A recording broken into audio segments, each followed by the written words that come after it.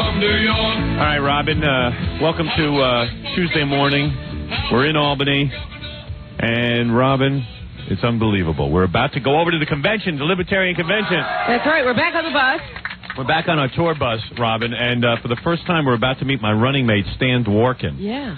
And we wouldn't even know him if we passed him in the street. Yeah, we haven't even met him yet, and I'm really glad he came up to the convention. I'm going to go get him. You're going to go get him, Gary? All right, Gary's going to go get Stan Dworkin. Rough night in the hotel last night. As you know, the candidate was not feeling well. Yeah, I had I swear to you, I'm guessing, but I had to have between 101 and 103 fever. I had it.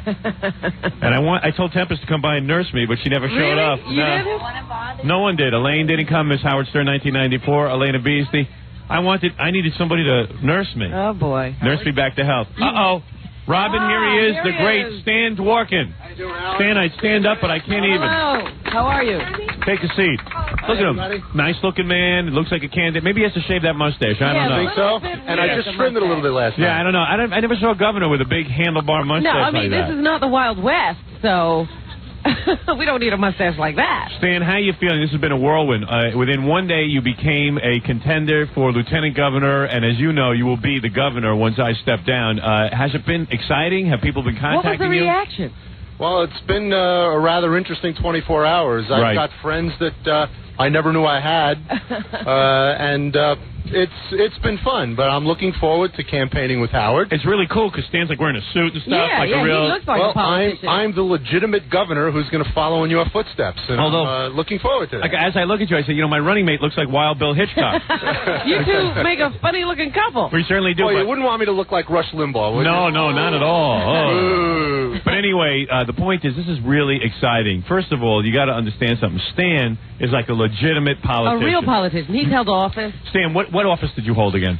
County legislator. In Rockland County for 9 years. And you didn't get paid a lot of money for that?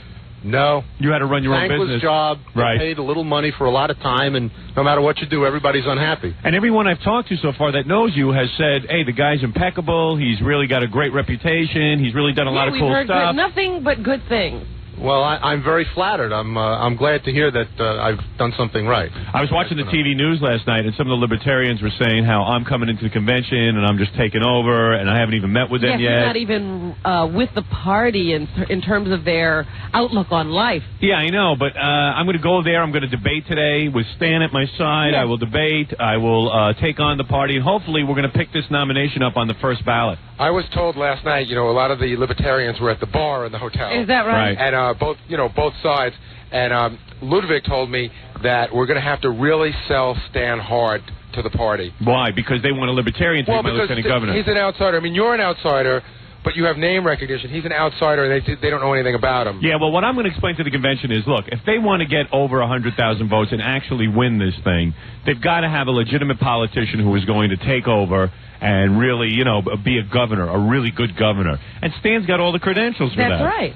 Well, the thing that makes it interesting, when we win in November, as someone told me last night, when we win, we will actually be taking over the reins of state government on a grassroots level. Right. We will not owe anybody anything. There will be no deals, no liabilities that we have, no paybacks that we have. No backroom discussions. We can do what we want. Yeah, and that's what everyone's going to dig about this campaign, because I don't even have to have like a campaign committee or anything. I don't have to raise money to There's win. nobody to pay off. There's no one to pay off for anything. It's going to be great. I'll tell you something. You owe me, Stan. You really do. You're going to be the governor. You could have never done this on your own. You never could have pulled this off on your own, Stan. It's 48 hours can make a strange change in a person's life. So you brought up your 2 kids and your wife, which is good. I think that'll look good at the convention. Yes, somebody has a normal family life. Yeah, because I didn't bring any kids or a wife. I just brought strippers and Miss Howard Stern 1994. Well, my wife said that she's coming along on this trip because it's important to show the family involvement. But, she thinks that as the campaign progresses, she might take the same kind of posture as your wife and perhaps watch from the sidelines or whatever. Is that right? Oh, yeah, so you can be on the tour bus with us getting massages. I understand. Well, wait, if you say that, my son might want to leave college and travel with us. I know. Well, it's going to be fun. It really is. Well, Stan, I am so excited that you are the candidate. And you know what? When we get into the convention, yes, I'm going to have to do a bit of a sell job, because if they nominate me, they got to understand something. The only way we're going to win this campaign, Robin, if we're going to be serious about it, is to have a guy like Stan Dworkin behind us who is going to be able to take over the reins of government That's right. once I step down. Absolutely. Because We people can't take some no-name libertarian. we can't because we'll never win. Yeah. It'll be a joke. It'll be a goof, and that's Somebody what I'll who's explain. never held office. So have all your friends been calling you and stuff since I called you on the air? Like I said, I've had people who I haven't heard from in 15 years. Really? All of a sudden, they're my best friends. And what are they saying? Well, they're offering their help to work on your campaign. Great. They're willing to do legwork. They're willing to fundraise. I got a call yesterday from somebody. He said he's got a friend who will donate $25,000 to your campaign if he can meet you in person. And you know what? He doesn't even have to do that. Doesn't even have to do that because he could just give me 25 grand. Is that right? Yeah, right. So the point is, this is excitement. This is real excitement. We're about to go to a convention, Robin, our first convention. At the Italian American Center, but it's all right. a convention nonetheless. It's a convention nevertheless. Howard, you know why Stan's really the perfect guy for us? He was telling me this morning that he was actually, and some of his friends were actually considering running him for governor. Really? But he didn't really have, the backing for it, even though he's a great public servant. Oh, and that was wonderful. my intention all along. I said, let's get a guy who has all the credentials, who's done all the hard work, but for whatever reason has never really gotten the recognition for all that. He hasn't broken through. Yeah. Well, it's tough to break through statewide when you have somebody like Super Mario in Albany. Exactly. It's hard to talk to Stan as I sit here and look at Tempest and her stripping outfit. I mean, really, that is what... Garters staring you in the face. Tempest, what you're wearing... Describe what you are wearing. What is this outfit? Because I got to tell you something. This is how every woman should dress. Well, yeah. Really sexy. Really sexy. Black head to toe. Look at those shoes. Yeah. Actually, I'm mostly covered, but the important parts aren't too covered. Right. Are they? No, they're not. What is that dress made out of? Like, I think Spandex? it's a lycra or something. Lycra? Or spandex. And then you have You got the thigh highs on. thigh-high boots. She just has black underpants on. Does she really? I love it. How did you know? String. Hey, Stan, are you looking up her dress? No, actually, what I'm thinking, Howard, is this is the most unique campaign committee I've ever been involved with. It's a ragtag team, to say the least. And Miss Howard Stern, are you wearing underpants today, or are you completely? You are what? Not today. You're not wearing them? No. Today is nominating day. Oh, that's right. Today's convention day. Today I decided to have Jackie O as my role model. I think I really look like a first lady today. Yes, you absolutely do. And Elena, I see that you are not wearing underpants at all. My ring is hanging out. Oh, that's terrific. I'll write that down. Dangling. All right, well, Just dangling there. yeah, most of the girls on the bus, including Debbie. Debbie, you are wearing underpants, right? Well, I'm wearing a thing. You're wearing a thing? A thong? No, a thing song. Oh, a thing thong. Oh, something very patriotic, though. Very nice. It is, yeah. Stan, I got to tell you something. Even I'm embarrassed to show you all of this because I know you're a legitimate candidate. But what the hell? You're not dead. You could look. Go You know ahead. what Debbie Tay told me last night? What? On the bus ride up yesterday, in the berth back there. Yeah. She was with herself. Oh, really? To the end. Really? Is that true, Debbie? Yes, it is. Wow. You know, it happens. Twice this morning, too. Like, when I get nervous and I have extra energy, it's a way for me to release my energy. Very good. Hey, me too. I had to do that last night. I was all nervous. I needed to relax. Stan, are you Twice wearing? this morning, too? Stan, are you wearing underwear? Yeah, yes, I do. I'm conventional, Howard. Sorry about that. Stan's walking, my running mate. We're meeting him for the first time. Scott, do I need to take a break here? I do. Okay, let me take a break. We're on our way over to the Italian American Center. That is where we are going to have the convention. You'll hear me debate. You'll hear me be presented as a nominee by Fred the Elephant Boy. Fred, did you prepare a speech? Yes, I did. I'm going to, can I tell you what I'm going to mention? Yes. I'm going to mention last night Richard Nixon died. A Democrat of politicus is gone. But today is the start of a new Democrat. All right, very good. I think that will be very impressive. Stan, I know you... I thought that Nixon was a Republican. I don't know, Stan. He said demagogue. Oh, okay. Stan, what's your reaction to that speech? Well, translating that, I think he said that we have not a new Democrat, but a new demagogue starting in politics. I see. Yeah, it's a very good, Elephant Boy. Hey, Stan, good for you. You seem to be reaching out to all types of people. I catch on quick. What do you think of Stan? Isn't he great? Yeah. I like think Stan. He looks like the perfect candidate. The man of the people. He is a man of the people. He Stan, is one of the people. You will be the next governor of New York State. As much as freaky as this sounds, and I know 2 days ago you probably, this was the furthest thing from your mind, I'm telling you we are going to take this election. What happened when you got the call from Gary and found out you were on the short list? Well, to tell you the truth, I didn't think it was a genuine call. I called Gary back about an hour later at the station just to see if indeed I was talking to him. Really? Yeah. And you thought someone was goofing on you. well, It's always possible in this day and age. I have some friends who are rather strange. Yes, and, and they could have been good. turns out they're not as strange as this whole experience. And here we are. Hey, let me take a quick break, and we'll be back. We have Stan Dworkin with us. We're on our tour bus, and we're about to head into the convention. Hello, we're back, and welcome. This is an exciting program. Probably the most exciting program we've ever done, Robin. Right? Yes. I mean, seriously, I didn't hear from you. What do you think?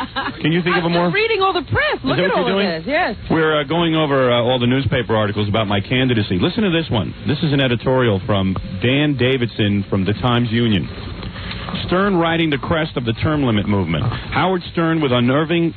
Is that unnerving or unerring? I can't even see it. Unerring? Unerring, yeah. Let's ask Stan. Hey, Stan, what's unerring mean? Unerring, that's when you speak clearly and you don't go, Oh, is that right? Really? I'll accept that. Sounds good to me. What is that also? It's a word I cannot say. Unerring? I thought it was unerring. Okay. Like without error. Error? Without error. Okay. Howard Stern, with unerring political instinct, has offered the voters what they evidently want most from a politician: limited tenure. Yes. If elected, Mr. Stern has said he will serve for only a few days. Such a platform will be difficult to top. See, Stan? I see. I'm telling already you're getting good press. It will not have... And by the way, Stan, I want to make something clear. When you become governor, I don't even want access to the mansion. I don't want anything You from don't even have to take his call. Yeah, right. The day after you become governor. I am never going to interfere with how you run the State House. It will not... See, Stan like that. He didn't say it. That sounds good. That sounds no, good. because it won't be legitimate if There will always be a place for you in Albany as long Thank as you. I sit in the governor's chair. Thank you, Stan. How long do you think that'll last? Well, it'll last 4 years. All right, okay. Hold on. Let's see what else the press says. What does that one say, Robin? Anything Well, good? this is pretty funny because it says here, instead of a rousing nominating speech, he plans to let a radio show favorite with a speech impediment introduce him at the convention. That's you, Elephant Yeah. Boy. There's a lot of pressure. People are waiting to hear what you have to say. So I'm already, I'm calm, I am collective. Good. Collected. Collective. Howard, that actually brings us to another point. I just found out last night that not only do you need to be nominated and seconded, which we're going to take care of, but so does Stan. Yes. Oh, good. Hey, Robin. What? Are you going to make a speech, too? Why should I make a speech? I don't know. I just feel like maybe you should say something to the convention.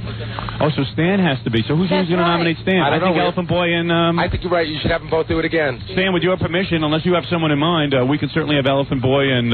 Kenneth Keith Kallenbach. I think that they can be as eloquent as any other speakers in terms of nominating and seconding me. Then you haven't really listened to the show that much. Listen, I'm a politician and a diplomat, so... This is from a newspaper called... What the hell is this one called? This is The Record. All right, here's one called Libertarians Expected to Nominate Stern.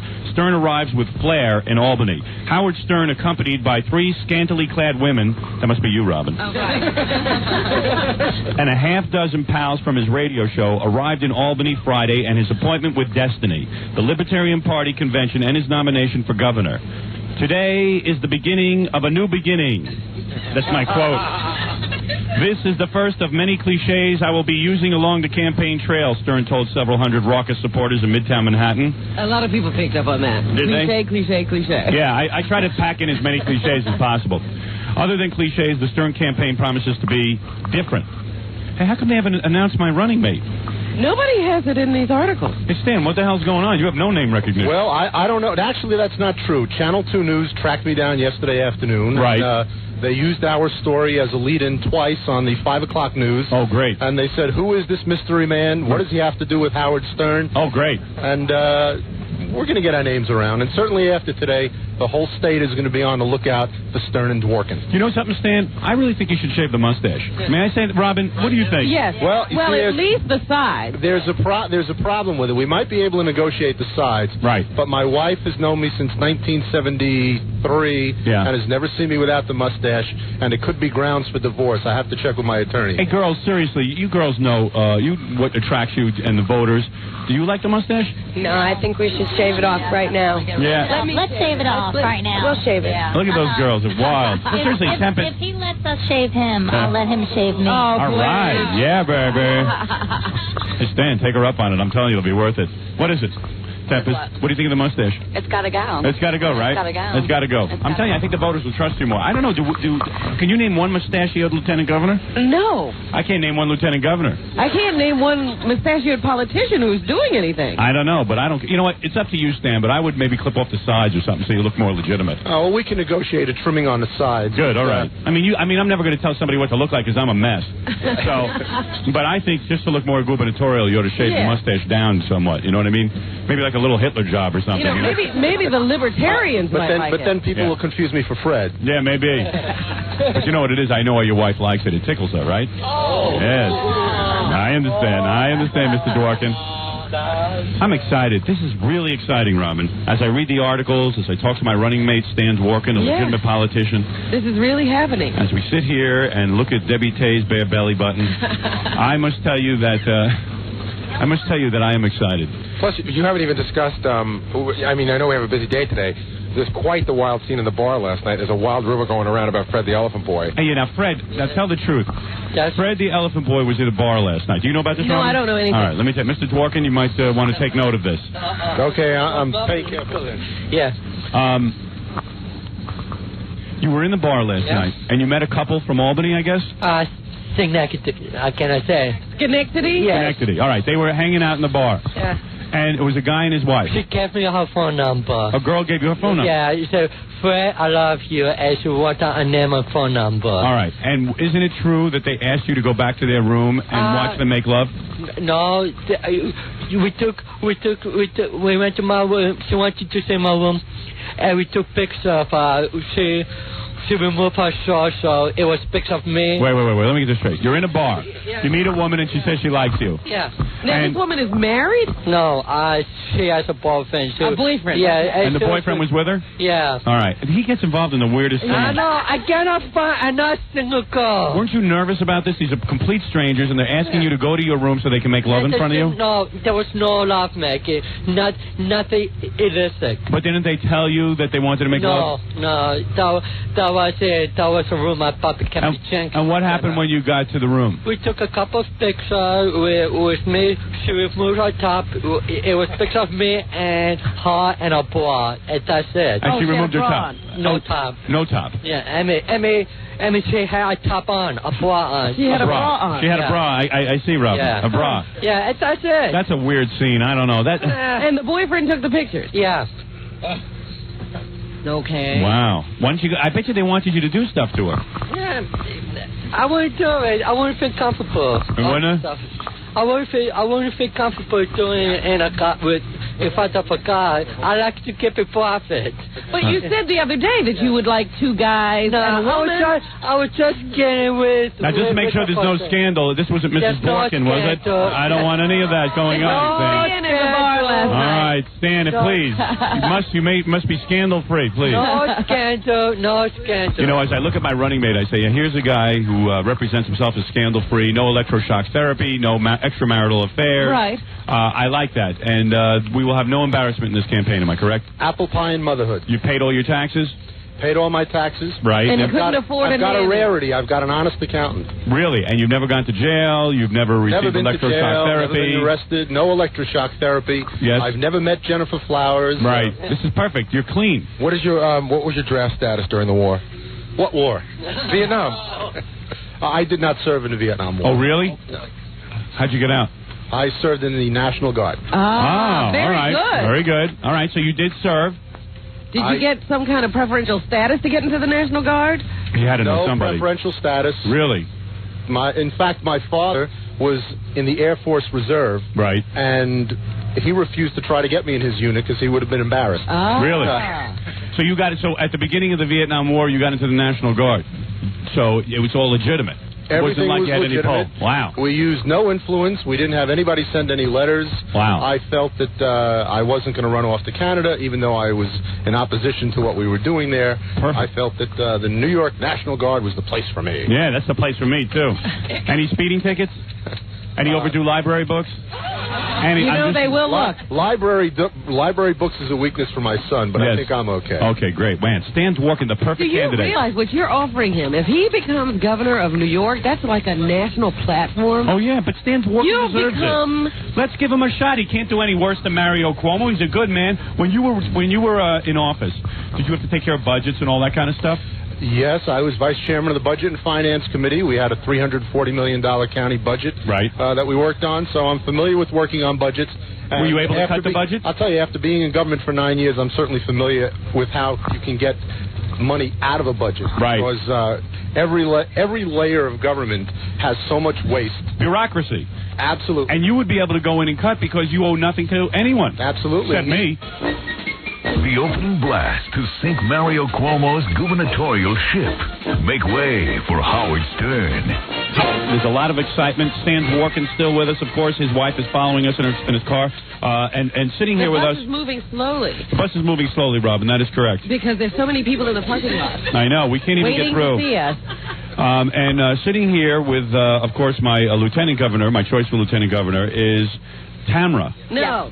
Yes, Tamara. Is your choice for lieutenant governor? No, she's sitting here with my choice for lieutenant governor. Oh, I'm not listening to the show. You're not. What do you want? Tamara. Yes. Tamara, what's your last name? Clark. Tamara Clark, you are? The National Marketing Director and National Spokesperson. For the Libertarian Party. Yep. What's the mood?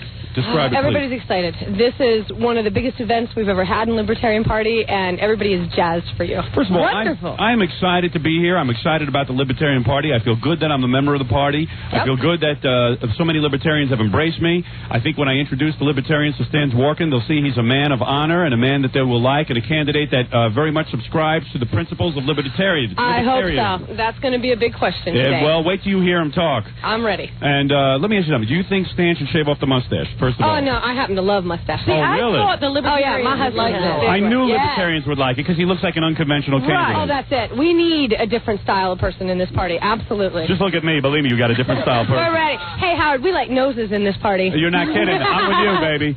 So anyway, you're a married woman, by the way? Yes, I am. Oh, your husband's a very I lucky am. man. Yes, I've I'm looked married you to a big stud muffin. Is that right? Yes. Now, let me ask you something. What are the day's events? I'm going to step off the bus. I will greet my cheering crowd. Mm-hmm. Stan and I will enter the convention. Robin, we will sit at a table. We'll begin broadcasting. What's going on in the convention right now? What's going on is they're credentialing everybody in right now. There's a long, long line out here. As they get all that line finished up and get everybody seated, then approximately 10 o'clock, they're going to begin the convention. A lady named Rebecca, who is an elected Libertarian, is going to give the opening address. Right. And then Ludwig's going to start the nomination process. He's going to open up nominations. Yes. So whoever is nominating you... Hey, speaking of nominations, I want to introduce you now to Fred the Elephant Boy. This is the guy who's going to be nominating me. Hi, Fred. Hi, Tamara.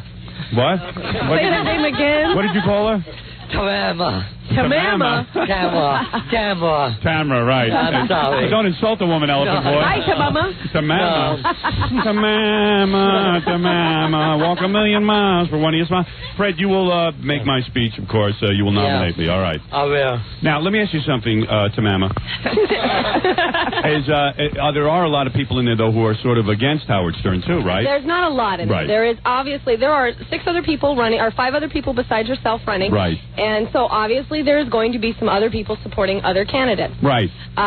What's going to go down is they're going to do it in alphabetical order. Yes. So you will be the last candidate nominated. All right, perfect. I want you to sit up in the front row. Okay. Because that's where we need you to be, and then they'll bring you up on the podium as they make the nomination. He'll make your nomination, and then you'll go up to the podium. They'll move all you up. Just follow the cue on that. Okay, very good. Will I be able to sit next to Robin for most of the convention and do the radio I think show? you sure can. We have the whole front row off, so you can put your people up in the front row. Oh, good. We've Okay, saved it for great. you. All right. So, in other words, now my leading, the guy who really is most against me is this Ostrowski guy, Yeah, right? Mr. Ostrowski. Mr. Ostrowski is another guy who wants to be governor. He wants to be the candidate for the Libertarians, probably in the debate, Robin. And I think that he felt before you came into the whole process, he had it locked up. He had it locked He up. felt that. We're not sure. He took a straw poll of 35 people and felt he had it locked up here. Right, right. And you have to understand, you're doing something great for us, though. You're forcing Libertarians to campaign, which is fantastic. Right, and that's all I want to do. Right. I want to win, and I want to get you guys a lot of votes, and I will make that plea to the convention. And then, when I am nominated, hopefully, I will make a plea for unity, Absolutely. bringing Mr. Ostrowski and all the other people alongside Absolutely. with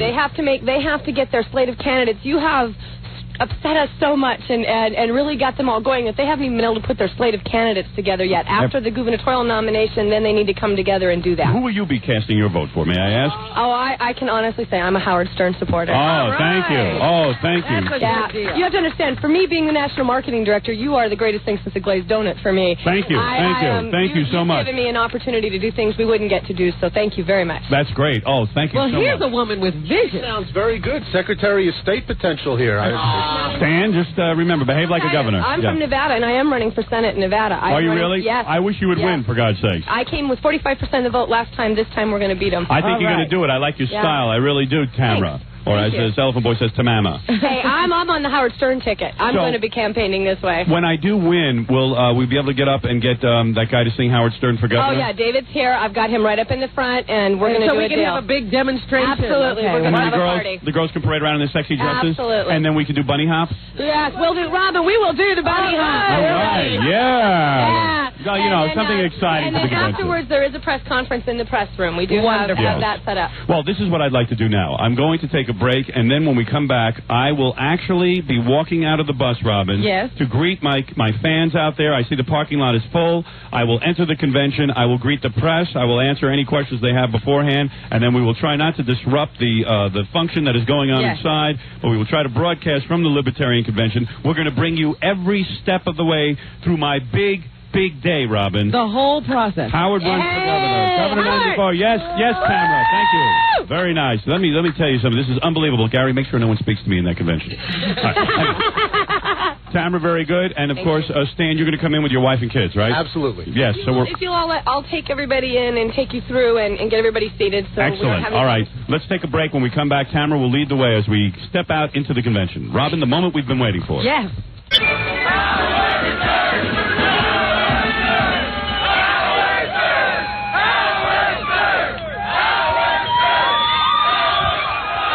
Robin, I'm making my way out of the bus.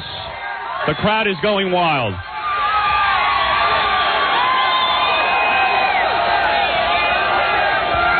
Greetings, everybody. Greetings. Greetings. Welcome to the Libertarian Convention. Who's going to be your next governor? Is this candidacy a joke? Are we for real? Do we want a death penalty? Are we ready to vote for a death penalty? Do we want the roads to run smoother? Who's going to give that to you? You know, as I look out on your beautiful faces, as I see this shining, beautiful crowd, I have to say one thing. It is amazing that they let all you people vote. This is shocking. We are going to win this. We are going to go in there today and hopefully win on the first ballot and get the nomination. And then we're going straight to the State House.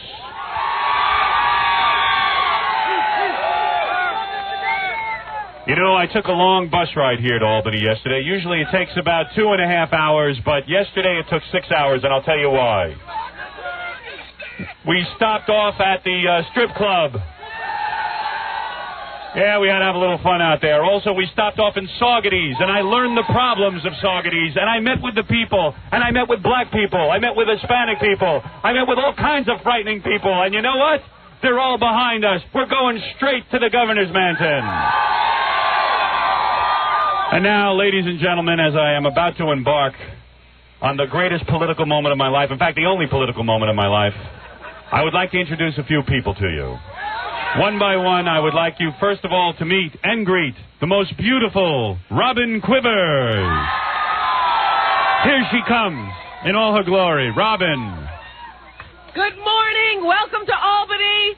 We are here today for a momentous occasion. We are going to nominate Howard Stern as the next governor to run on the Libertarian ticket. We are for less government like the Libertarians, but we are for the death penalty. We want our streets back, and we want to be able to ride our cars over them. All right? Let's go. Hey, Robin, why are you yelling? You got a microphone, for God's sake.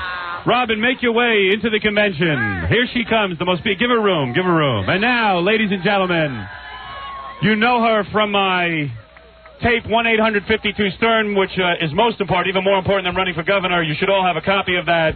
Here she is, Elena Beastie. There she goes. And coming down next is... Where's Scott the engineer? Are you leaving here, Scott? Scott the engineer, take a look at his toupee. Doesn't it look great? Want to say something to the crowd, Scott? Howard for governor, all the way! Oh, my ear. Ladies and gentlemen, coming up next, you know him, you've seen him, but for God's sakes, you can't understand him. The man who will make my nomination speech, Fred the Elephant Boy. Fred, say a few words to the crowd. Well, I am happy to be up in there. We're going to kick ass into convention. Oh, man, he just spit all over my eye. Oh, man. Take off my glasses. I just got spit on in my eye. Oh. Does anybody have a tissue? Anybody got a tissue? Is there spit in my hair? Oh, that was the worst. That friggin' Elephant Boy. Oh, he just spit all over me. Oh, ladies and gentlemen. Coming up next, ladies and gentlemen. Thank you. You got a tissue? Thank you so much. Is it in there? Clean me up, Baba Booey. Clean me up, for God's sakes.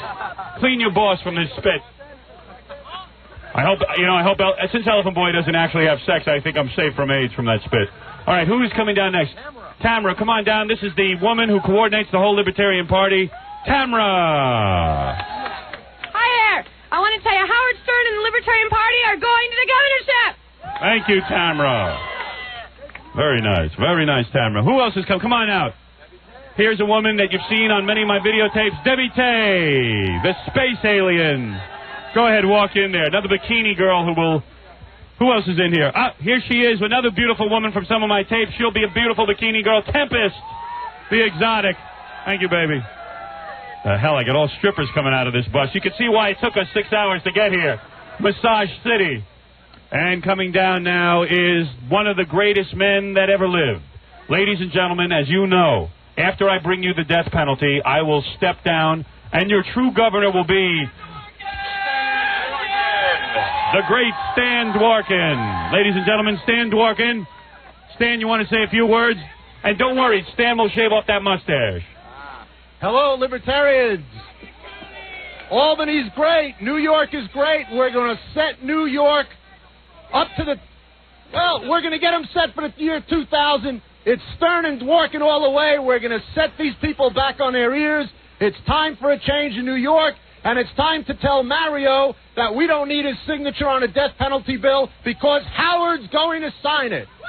Thank you. The greatest, Stan Dworkin. Stan, make your way into the convention. Yes. Thank you. Ladies and gentlemen. Oh, that's Steve Gorilla. Nobody has to pay attention to him. Steve the Gorilla. And coming down now, one of the greatest joke writers and true funny men in the world, Jackie the Joke Man Martling.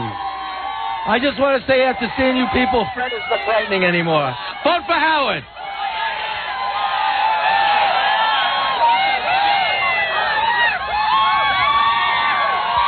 Obviously, everybody loves to goof on Jackie's laugh, and they've certainly demonstrated that. Now, ladies and gentlemen, the woman who won $50,000 New Year's Eve, the very beautiful reigning Miss Howard Stern, 1994, Elaine Marks.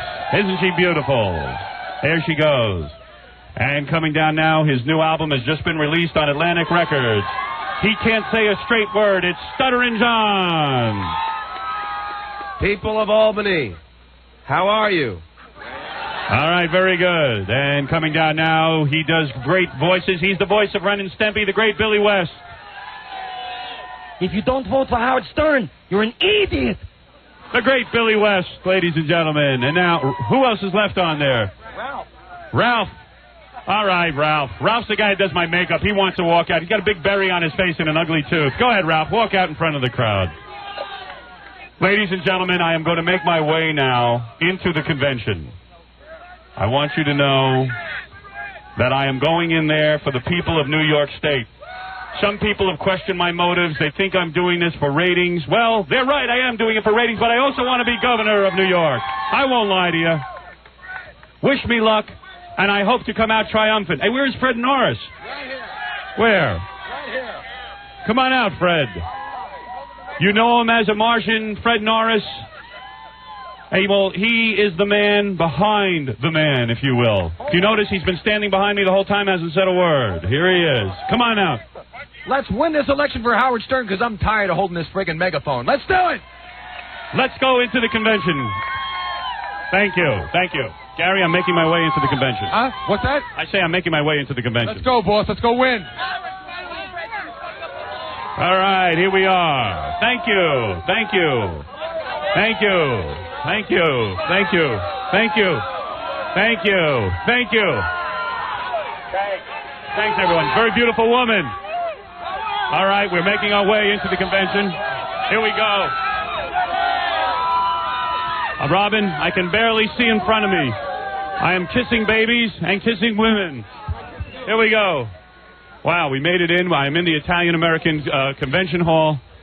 It is truly a great honor to be here. I got to go find our seats. I'm going to take a little break, and when we come back, we'll be inside the Italian-American Convention Hall at the Libertarian Party. Robin, I made it in. Good. It's good to see you. I heard all the... Who spit on you? Elephant Boy clammed right in my hair when he was talking. I couldn't believe that. I was like, who's spitting out there? Oh, man, it was disgusting. I just figure I'm safe from AIDS because I don't think he ever has sex. Did you clean yourself up? So I said to Baba Booey, clean me. He wouldn't do it. And then a woman from the crowd gave me a tissue. And then, of course, Gary was not wiping me down, but I eventually got him to wipe me down. Do you see any spit in my hair, Robin? No, you look good now. I do. What happened? Maybe the spit was good for me. I don't know. All right, we're going to take a break, and we'll be all set up when we come back. We'll be right back. Howard had to step out to fix a few potholes. Howard said for governor. Howard said for governor. On the road to Albany with the next governor of New York. Here's best-selling author and advocate of electrocution of criminals and filling potholes with their ashes. Here's Howard Stern. Robin, we're back here. We're at the convention center. I'm standing at a podium. We're going to have a press conference before we go into the actual convention hall. That's right. And the photographers are all getting their shots now, Howard. Yes. This is a major press conference. I think every member of the press is represented, so you're getting that flashbulb effect right now. Yes, I am. There's a lot of members. How many members of the press would you say are here? I say about 75 to 100 in this room. 75 to 100 in this room. Yeah. There's TV cameras. I see just tons and tons of press, but they are all ready to take my picture because they see that I'm going to be the next people governor. are handling it very well. They are letting the still cameras run up first, take all the pictures. Victory sign. The reporter's asking me for the victory sign. So once all these still pictures are taken, these guys will be thrown out, and the television cameras can come forward. I look like Nixon. Thank you. I'm the new Nixon for the 90s. I don't know if that's a compliment. Oh, come on, I'll take it. He's probably referring to the fact that I'm sweating in here. Well, anyway. Oh, good cocks. Okay, Robin, are we ready to start talking to the media? Have the still photographers finished? What we have to do, Howard, is get the still photographers back because all these cameras have been set up all day, and they're ready, and they're not getting any shot. Fox and ABC. I can so see as soon as these people move Doug back, Johnson in the back. There's Doug Johnson, Penny Crone. All the serious reporters are here. So this we're getting candidacy is real, Robin. Coverage from New York City as well as the local Albany press. That is correct. That is correct. Papa Fooey, do you know who else is here? No, I know Peggy has a press list. Can you tell Howard who's here, Peggy? Yeah, New York Times, ABC World News Tonight, NBC, CBS, Channel 9, New York 1, the Times Union, the New York Daily News, New York Post, Associated Press, Reuters, everybody. Wow. Thank you. Well, there you are. This kind of coverage? Yes, as a matter of fact, I hate to sound, a little arrogant. Yeah, but quite frankly, Robin, I am very much used to my every move being covered by the press. Don't ask me why. Well, anyway, Robin, I want to start my speech, but I'm being told not to start No, yet. you can't start until all these cameras are ready. See, if you were the president, you wouldn't have been brought in until all of this was done. Yes, Robin, but of course, I have You're Baba not Booey as an anybody. advance man. Since I am nobody. Ladies and gentlemen of the press, I'd like to address you now, and Baba Booey is telling me to hold on. As you can see, this whole press conference is as organized as my campaign. Hold on a second. Is the press getting a feed from the... Besides you, is everyone else getting a feed? Then there's something wrong with you. I'm going to begin, all right? He'll just have to get someone else's tape. Okay. Robin, as you can see, there's lots of confusion. Bedlam. Maybe I'll take a break, and then when we come back, we can start the press conference. Yeah, maybe we can get all these problems worked out in the break. You ready, guys? You ready? All right, the problems are all worked out. Okay. You guys don't need me using a megaphone? Do you need the megaphone to hear, or are you okay? You're fine? Yes, because they're in the malt box. All right, let's begin then. Ladies and gentlemen of the press, welcome. Welcome to what has to be the most historic event in political history, particularly in New York State politics. And I welcome you for one reason. Because I need votes, and you guys better carry this on the news tonight. Actually, many people in the press have been asking the same question over and over and over again. They've been asking, what the hell is Doug Johnson doing here? We thought he was a serious reporter. No, in all seriousness, the press has been asking me the same question over and over and over again. Robin knows the same question. Is Howard Stern a serious candidate? And I'm here to tell you I am very serious. I am dead serious. In fact, it took me 6.5 hours to get up here to Albany. The trip usually takes about, 2.5 hours? Why did it take me 6 hours? Road construction, that's right. You know I'm against road construction being done during the day. I'll be honest with you, though. We didn't hit any road construction. I had to stop at a strip club. It was called Goldfinger's on the way. It was very relaxing for the future governor to be in the strip club. I must be honest with you. But in all seriousness, I didn't only stop at a strip club. I stopped in Spanish Harlem. And yes, ladies and gentlemen, You stayed on the bus. I stayed on the bus. Now, I will admit I stayed on the bus. I was a little scared. You know, I think there's some hostility between the races. I certainly don't want to get caught up in that. I have a major career going. If I was a candidate who had nothing to live for, I would have gotten off the bus. But in all seriousness, I must tell you something. I did speak to the blacks and Hispanics. And you want to know something? They had no idea who I was. I had no idea who they were. Nobody understood what anybody was saying. Now, what did the blacks and Hispanics say to me? What did the gay people say to me? What did the white Americans say to me? Everyone is for the death penalty.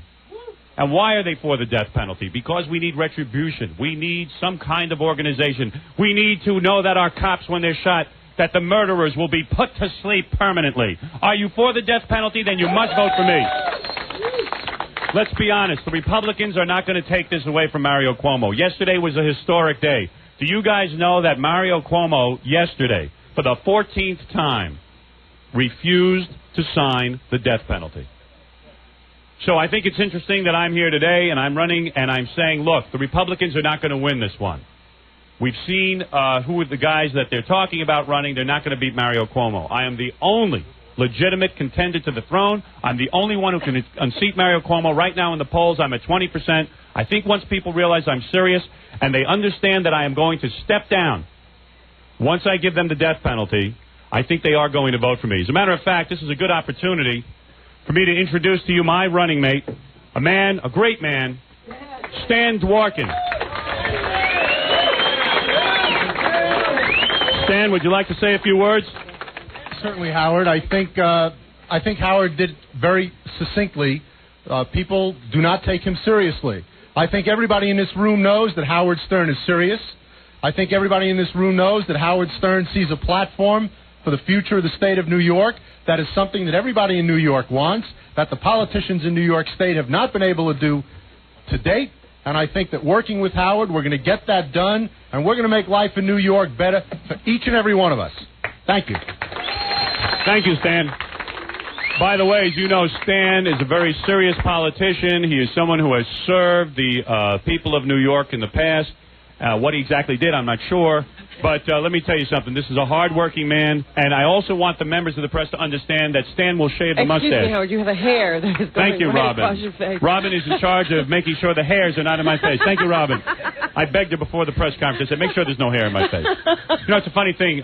Stan, we were talking to Stan earlier in the bus ride over here. We said, Stan, please shave the mustache. We think maybe the candidates won't like it. But you want to know something? The people have been speaking and saying they like Stan's mustache. So keep it. So keep it. What the hell, Stan?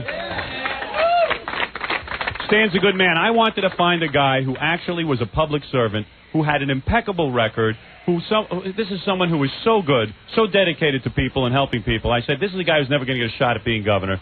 Let's put him on the ticket, and people will know that when I step down, he'll move into the governor's mansion, and he, of course, will take care of the people of New York. Right, now, Robin? do you want to open the floor to If questions? anybody has a question, I'd be happy to answer it. Then I have to get inside and hopefully take the nomination on the first ballot.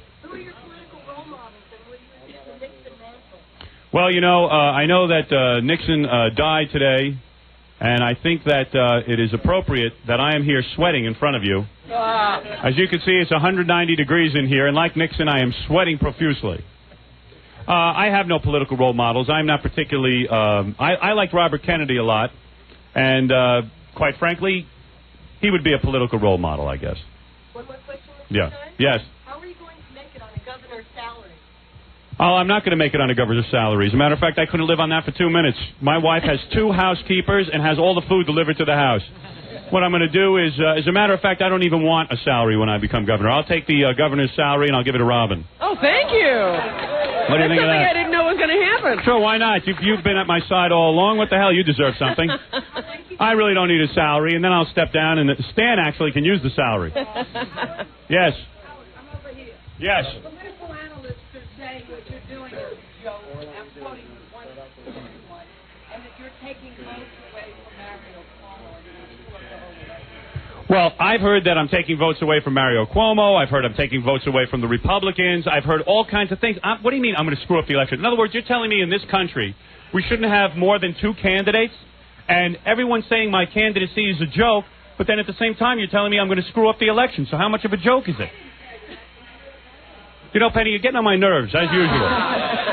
First you say something, then you say you didn't say it. No, I know the analysts are saying. First of all, I think the analysts are drunk. How could you say a guy isn't serious, and then how can you say I'm going to screw up the election? If I'm going to screw up the election, that means I am serious, and that I'm legitimate, and people are for what I'm saying. Howard, if you don't get it on the first ballot, will you stick around for the second ballot? Well, who is patting me down? God bless you, my darling. Thank you so much. Thank you. Yes. It's like 190 degrees in here. Say that question again. If you don't get in on the first time in the nomination, will you stick around for the second ballot? Well, as a matter of fact, I'm a very busy man. I must get it on the first ballot because I have to get back to New York. I have many, many things to attend to. I have no patience for waiting around here in this Italian-American convention hall for 2 or 3 ballots. They got to get this over with quickly. Thank you. Yes. Any other questions? I am a sore loser. If we go into the convention hall and I do not win on the first ballot, I will absolutely not support the guy who wins. I want to win. I am the only guy who can get a lot of votes here at the Libertarian Party. I don't want to hear any nonsense. Go ahead. Howard, UPI, are you going to run as an independent candidate if you don't win the Libertarian nomination? No comment, because I'll tell you why I'm saying no comment, because at every press conference at least one question is answered with no comment. Am I correct, Robin? That's right, Howard. Absolutely. Keep up the tradition. Thank you. Thank you. That'll be the only question I say no comment. What is that? How are you going to deal with the FCC equal time requirement? Humana.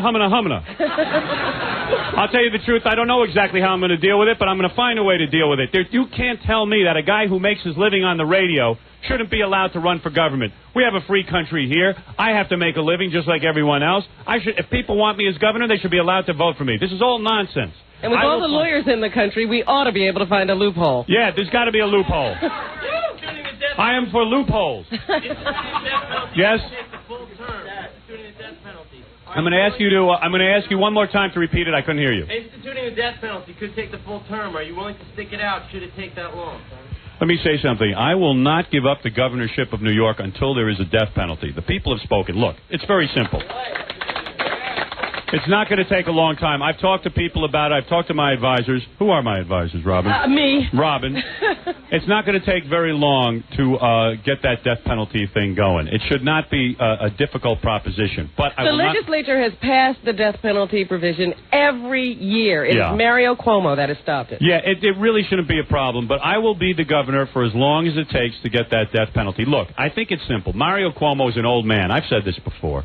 And you know what? I guess he's thinking, hey, soon I'm going to meet my maker, and I'm going to have, maybe when you go to heaven, they say, hey, you got the death penalty, and now you're going straight to hell, because it's not right to kill people. Me, I know I'm going straight to hell already, and there's no problem with it. So I will write the death penalty thing, I'll sign it, and I'll get it. I have no guilty conscience. I say... Will you personally give the juice to the first guy in the chair? Matter of fact, I don't know if it's possible, but I'd like to be the one to give the juice. I don't want to put anybody else out of work, Yes. Do you favor legalizing casino gambling in the state? Absolutely. I was, it's funny. The question was, do I favor legalized gambling? Let me tell you something. I was up in a little town called Saugerties yesterday. Why was I in Saugerties? Because I wanted to meet with the city council and the mayor and the town supervisor. And you know that out of all the towns we contacted, Saugerties was the only one that would meet with me. So that is why I met with them. And when I was there, they are really suffering from economic depression. You should see Saugerties. You'd be depressed, too. Not only economically. But the point is, I went there, I met with them, and you know what? Legalized gambling would revitalize that city. They lost a lot of jobs to IBM, so they are praying for legalized gambling, and I'll give it to them. Why should the Indians be the only ones to get legalized gambling? Yes, Penny? Mario Cuomo doesn't have his own radio show, so that's really not fair if you stay on the air. Penny, I've never hit a woman in my life. I'm going to smack you around. Let me tell you, no, that is a legitimate question. You're saying you're legitimate on this political. Mario Cuomo, let's talk turkey here, okay? Why is it every time I see you I think about turkey? I don't understand. But let's talk turkey, Penny. You know as well as I do, when someone is the governor, when he is the incumbent, he is allowed access to every television station, talk shows. He can go on radio shows. He has an advantage over every other candidate that other candidates never see. They can't just step into a radio station and get airtime. They can't step into a television station and get airtime. Mario Cuomo is getting so many freebies. He's got 900 radio shows. He's got 900 television shows. It's about time you had a politician who had equal footing with Mario Cuomo. The whole idea that Mario Cuomo isn't subject to equal time is absurd. Yes. If tragedy should strike and you're not the nominee and the Republican favors the death penalty and Cuomo doesn't, might you support the Republican? I told you, I'm a sore loser. I'm not supporting anybody. I want to be listen, let me tell you something. The Republicans probably do support the death penalty. The ones that are running do. I got to tell you something, though. They're not going to beat Mario Cuomo. We know that. They're just not. What they should have done is gotten behind my campaign and embraced the Libertarian Party, the Republicans, and I should be on both the Republican and Libertarian ticket. Howard, we're going to have to wrap this up. The still press would like a photo of you, Mr. Dworkin, and it's 10 o'clock. It's 10 o'clock. It's time for the voting. Ladies and gentlemen, it's time for the voting. I got to get into to start. Thank you for coming, and hopefully when we come out of here, I will be triumphant. The orgy, finely disguised as a campaign, will be right back.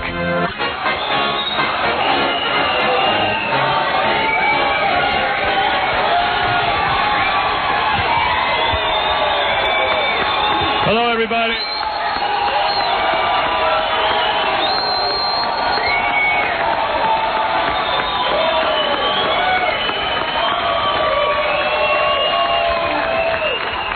Robin, I'm entering the convention hall. It's very crowded in here. You can barely hear yourself think. We are actually in the convention hall. A lot of the people voting for us are scurrying. Here we are. Going to make our way in. Thank you. Thank you. We're in the convention hall, guys. It's pretty wild. Where's Robin, guys? You can't even find anything. All right, could everyone settle into their seats, please? We'll get things going up here. I know everybody wants to get down to this. We're in the convention hall. I hope you heard that whole scene. Did we get that all? Yes, good. Okay. Robin is making her way over. It is so crowded and packed inside of here that I must tell you that we can barely hear ourselves in the microphone. We're in the Italian-American Center. We're sitting at a booth. What you just heard was all the people who are registered libertarians, all the people who signed up in the last couple of weeks to make sure they'd be here with us in Albany, and they will actually get to vote for me so that I get this on the first ballot. Robin, were you able to see the scene when I entered the convention? Yes. I've seen the whole scene. Pretty wild, wasn't it? Hi, how are you today? Uh-oh, let's listen in. That's, I think, the Libertarian head of the party. My name's Jeff Russell. I'm one of the local organizers here of the Libertarian Party Convention. It's turned into a real zoo, hasn't it? Welcome all of you to Albany. I don't think there's one person here to vote for anybody else. What's that, Robin? I don't think there's one person here to vote for anybody else but you. I know. 1994 Hey, Scott, can you lower that guy's voice so Robin and I can talk a little bit? Just keep it on in the background. Anyway, he is welcoming everyone to the Libertarian Convention. Yes, and he's trying to make this crowd turn the other way. Everybody's turned toward us. Everyone's turned toward us, waiting for us to speak, but we can't speak until we're asked to go up there. I think I'm going to be taking part in the debate next. That's what's going to be happening Well, up they there. have to have the nominating process first. Yeah. So Kenneth Keith and Elephant Boy are up there. So probably the next thing you'll be hearing is Elephant Boy and Kenneth Keith actually throw my name into nomination. Hey, Baba Booey, how are we going to do that? Let me hear what he's saying. Here comes Baba Booey. Scott, raise up this guy so we can hear what he's saying. Raise up the guy making the speech. Now, an event of this size involves organization by many people. No kidding. And a lot of people have worked very hard on this event. A lot of libertarians, people who've been involved for years, have volunteered. That means it's going to be a mess. That's a buzzword. No, yeah. That for years thing. Right. Everybody that means like, you new libertarians better calm down. A lot of people worked very hard. Scott, lower him. Name them all. But So, Baba Booey, how is Kenneth Keith and Elephant Boy going to get there to nominate me? They're up front, I think. They're already up front. They are? Camera board them right up front. So when is that going to happen? It should be happening any second. They great. some opening remarks by some woman, No, right? that should be done already. Oh, really? Really, we missed the opening remarks. Oh, Thank good. God. How was the press conference? Pretty good, huh? Oh, excellent. I think it went real well. It's always great when you stop it early. I was sweating like a pig. I know. No, that was perfect. You know how you have to say, I have to go now? Yeah. Oh, that's beautiful. Well, after the whole convention, I'll hold another press conference, Robin, where hopefully I'll be triumphant. This is real exciting. Hey, where's Stan, our lieutenant governor? Did he get in? Get Stan Dworkin and his wife and kids. We should talk to them. This is a really weird scene. Let me describe it. We're in this pretty big hall. It's Italian-American hall. There's thousands of press. There's thousands of people. And somewhere a guy's making a speech, and I don't even know where that is. It's No, straight he's ahead. all the way at the front of the room. I saw the whole room. Do I dare stand up and look? Won't they start screaming? I don't think you'll be able to see it. Let me take a look. I'll take a look. Let me see if I can see. All right, I can see. Oh, yeah? Yeah, okay, I can see. How the hell we're ever going to get up there is impossible. I see Stan Dworkin making his way behind. Well, I know I saw Ludwig up there, and he said that the candidates are supposed to sit up at that table. There's a dais up there, and you're supposed to be at that table. Yeah, but how can I get up there? I don't know. Well, You going to make your speech from back here? I guess so. I don't know. Hey, Gary, how am I going to do that? Don't you think I should be up there with the other candidates? Yeah, but I think you should wait till you're nominated. You're last to go anyway. No sense you being up there for the whole thing. Yeah, and then that'll look bad if I'm up there the whole time. You know what? I think that we really should be back here, and we can be, we can be on the air while we're listening to the other candidates and sort of make comments on what they're saying. Yeah, because you know what? Even during the debate, we should be back here, and then I'll take to the stage when I get my turn. It's going to be probably 5 other candidates besides you, and they're each going to get 10 minutes apiece. It's almost an hour. Yeah, but it's not a real debate. No, it's not a debate. It's a 10-minute block of time to give a speech. Oh, okay. There are still. I better start working on my speech, Robin. You got 10 minutes worth of speaking to do? Yeah. Gee, I got about 1 minute done so far, so I only got 9 more minutes to think about. So where's Stan and his kids? Stan's right behind you. Give me the microphone. Wife. Stan, I thought you handled yourself in front of the press real nice. Thank you very much. I've been learning from you. Where's your kids? Right here, Matthew, Let me Danny. see Matthew. Hey, Matthew, how you doing? Let me talk to Matthew. Matthew, how you feel about your dad running with me?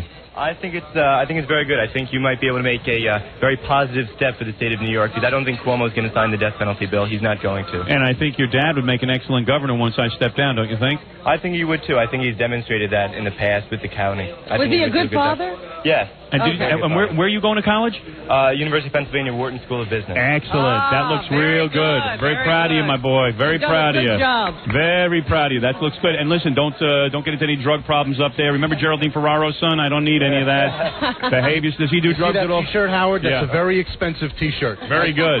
Listen, do me a favor. It's also important that you behave in a certain way. Absolutely. Because people are going to be investigating you and your whole family now that now that I'm running. Well, Isn't he's that true? been a candidate's son before. Yeah, so he so you knows. know. He knows the drill. Right, you're not hostile to your father. You're not going to come out and say that he beat you or anything like that. No. All right, good. All right, that's a good man. Nothing that I could come up with. Stan, it looks like you get your family under control, don't you?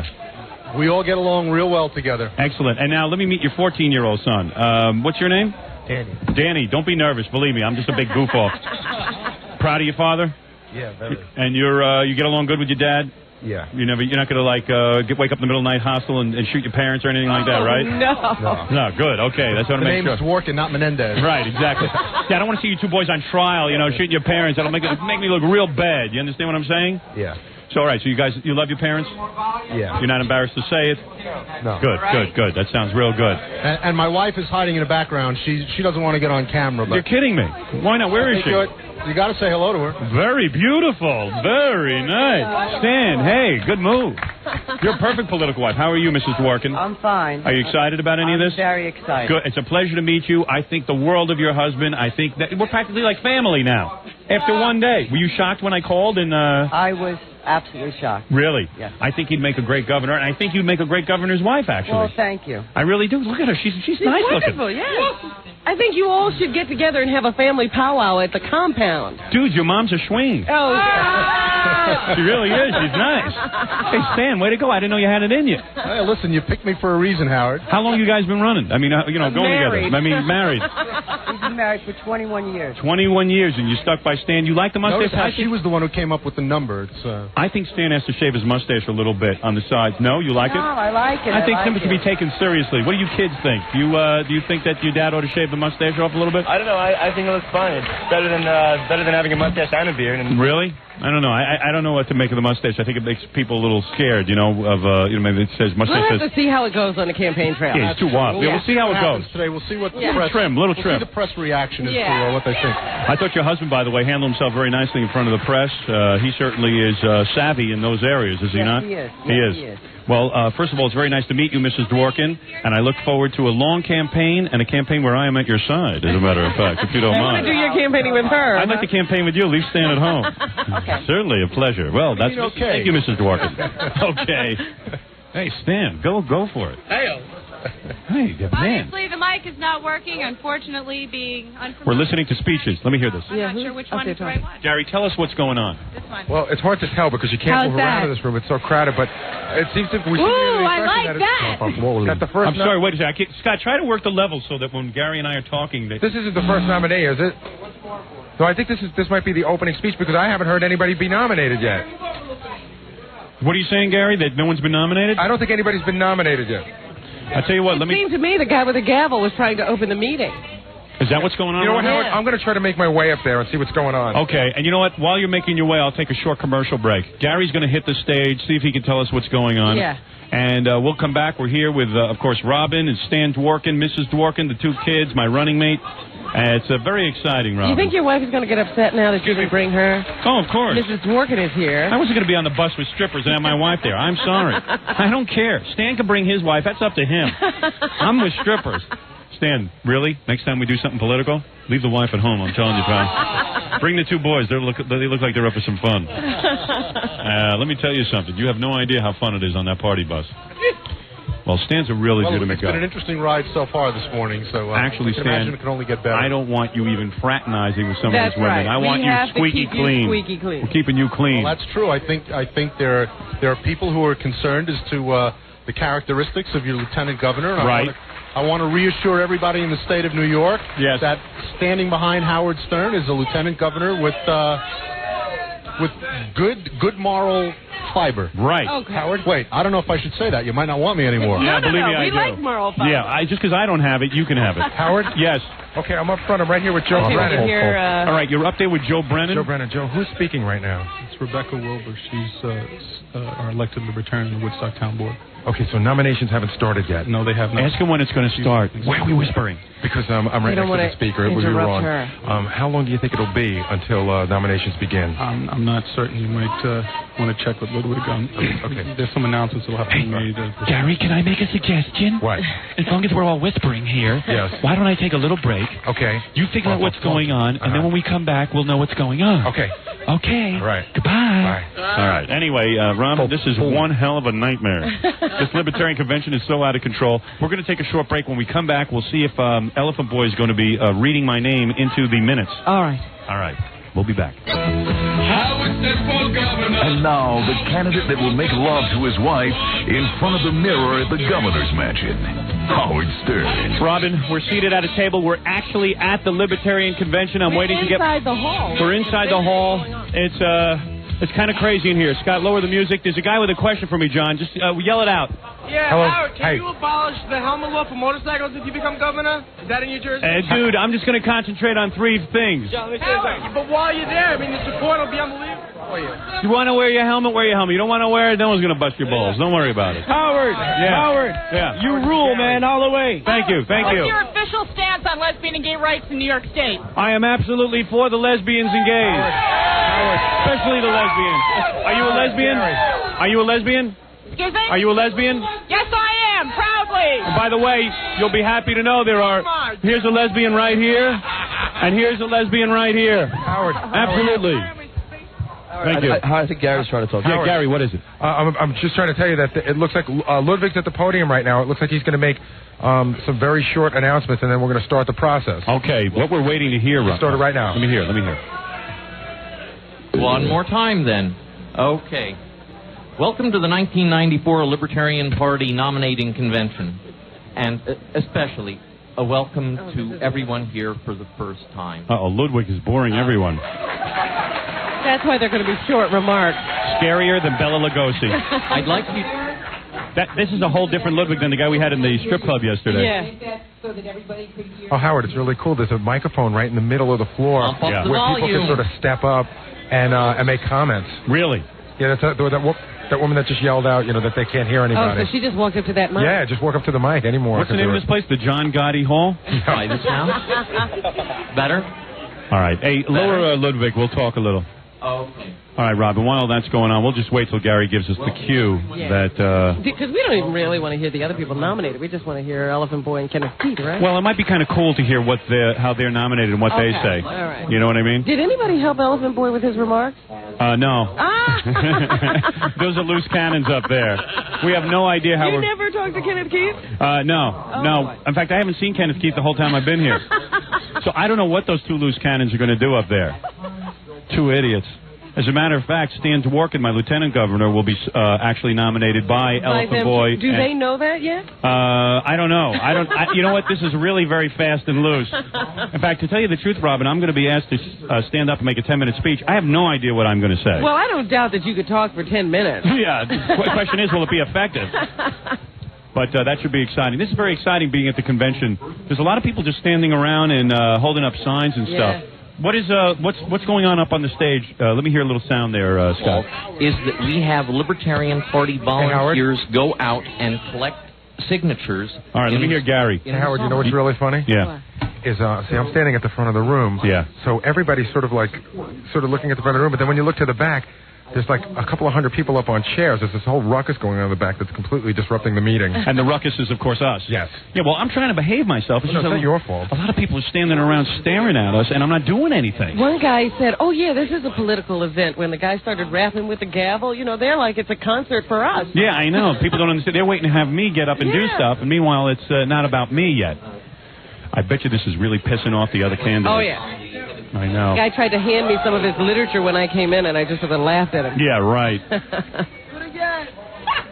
Bernard Gay? Who you want for governor? Hey, Howard.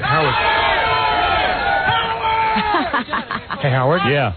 They just called up a guy to speak that is rumored to be. This is the guy I heard that is in charge of the Stop Stern slate. Oh, really? His name's Bernard Gay. Let's hear what he's saying. Bernard Gay? Bernard Gay. Yeah. Let's hear what he has to say. Turn him up. No. I don't think he's gay. It's just his name is Bernard Gay. Is gay. Right. I see a guy holding up a sign that says, let's stop paying for prison space for killers and rapists. Let Howard start the electric chair in November. Okay, there being no head of the credentials There's a guy I'm sitting over right in the front who's from Lake Hill, New York. Hold on, Gary. I want to hear what Ludwig's saying. Okay. We have 350 total paid and eligible to vote on the floor. Oh, wonderful. Sounds good. The nomination quota is 233. There are no contested credentials. Thank you. Oh, good. Hey, boy, this is real. There being no objection. Gary, what did you want to say? Well, I'm sitting here with a guy who says that there is no Stop Stern slate, although we do have that letter. We did get a letter. Yeah, but that's just one of the other candidates named Ostrowski who wants to be the governor as well. It was from one other candidate. Basically, the only objection so far has been that Stern has not made communication with other libertarians so that they can trust his intentions. I'm going to do that today. There's nothing against him. They want to get things from him. Okay. Howard's going to do that today. But yeah, we're anxious to see what he's going to say. Oh, good. Okay, great. Thank you, sir. Who was that, Gary? That's Peter. I guess he's a libertarian. How long have you been a libertarian, Peter? Officially for about 12 years, about 25 years before that. Have you ever run for office? No, not personally. I worked on developing the idea structure and of governor supporting of the Libertarian candidates. Party. Oh, tell him, thank you. Thank you very much. Joseph Brennan. Robin, this is a real convention, very much real. I think they're going through the nominating process now. Yeah, this is the... Yeah. Okay, here's... Dottie Lou Brokaw. What is that, Gary? They're just mentioning people who are up for nomination, who are declared candidates. Okay. Ed Jowett. This is me, I think. My name will be coming up last because I'm Stern. They go in alphabetical order. James Ostrowski. That's the guy who thought he was going to... Major opponent. Here I come, Robin. Norma Siegel. I didn't know there was a Norma Siegel. Boo, let's boo. Howard Stern.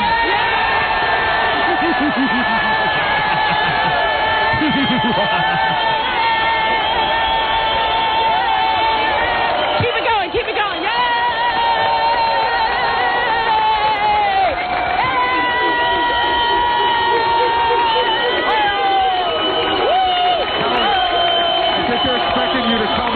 But you're not coming up yet, are you?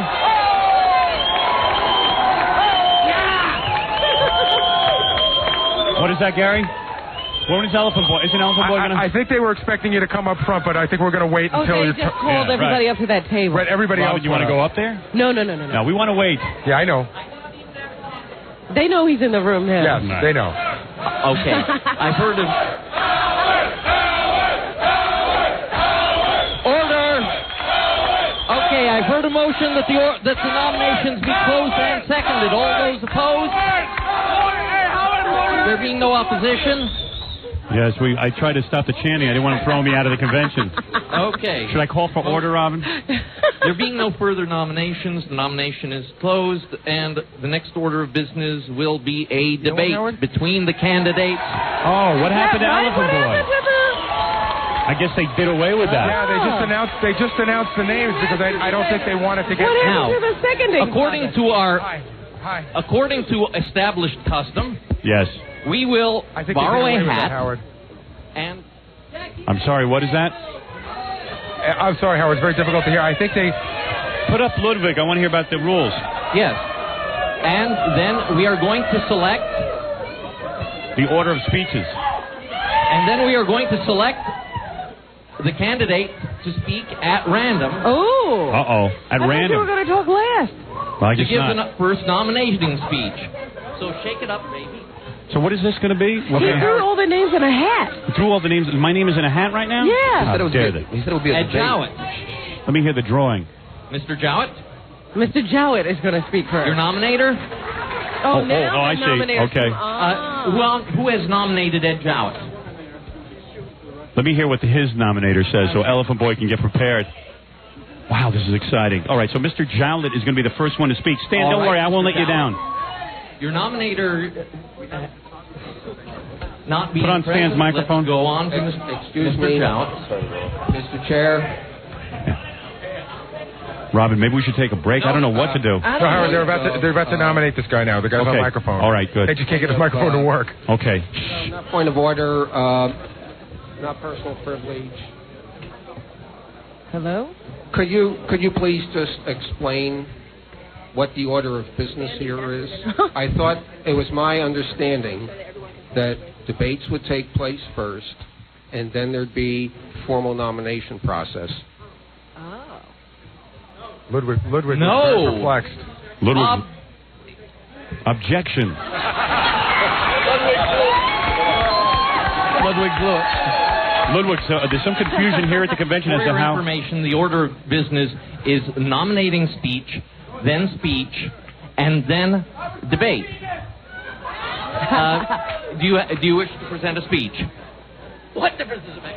Yeah, what difference does it make what the order is? Robin, you don't know about these things. Oh, I'm sorry. You're very politically naive. There is a difference, evidently. Yeah, Gary. This party is in complete and utter disarray. They're like, there's a guy on the microphone. Ludwig's like talking to people around him. There's a hat with names in it. Everyone's freaking out. Really? This is great. Oh, I love it. Robin, while there's Okay, the nomination and here we go. second have been accepted.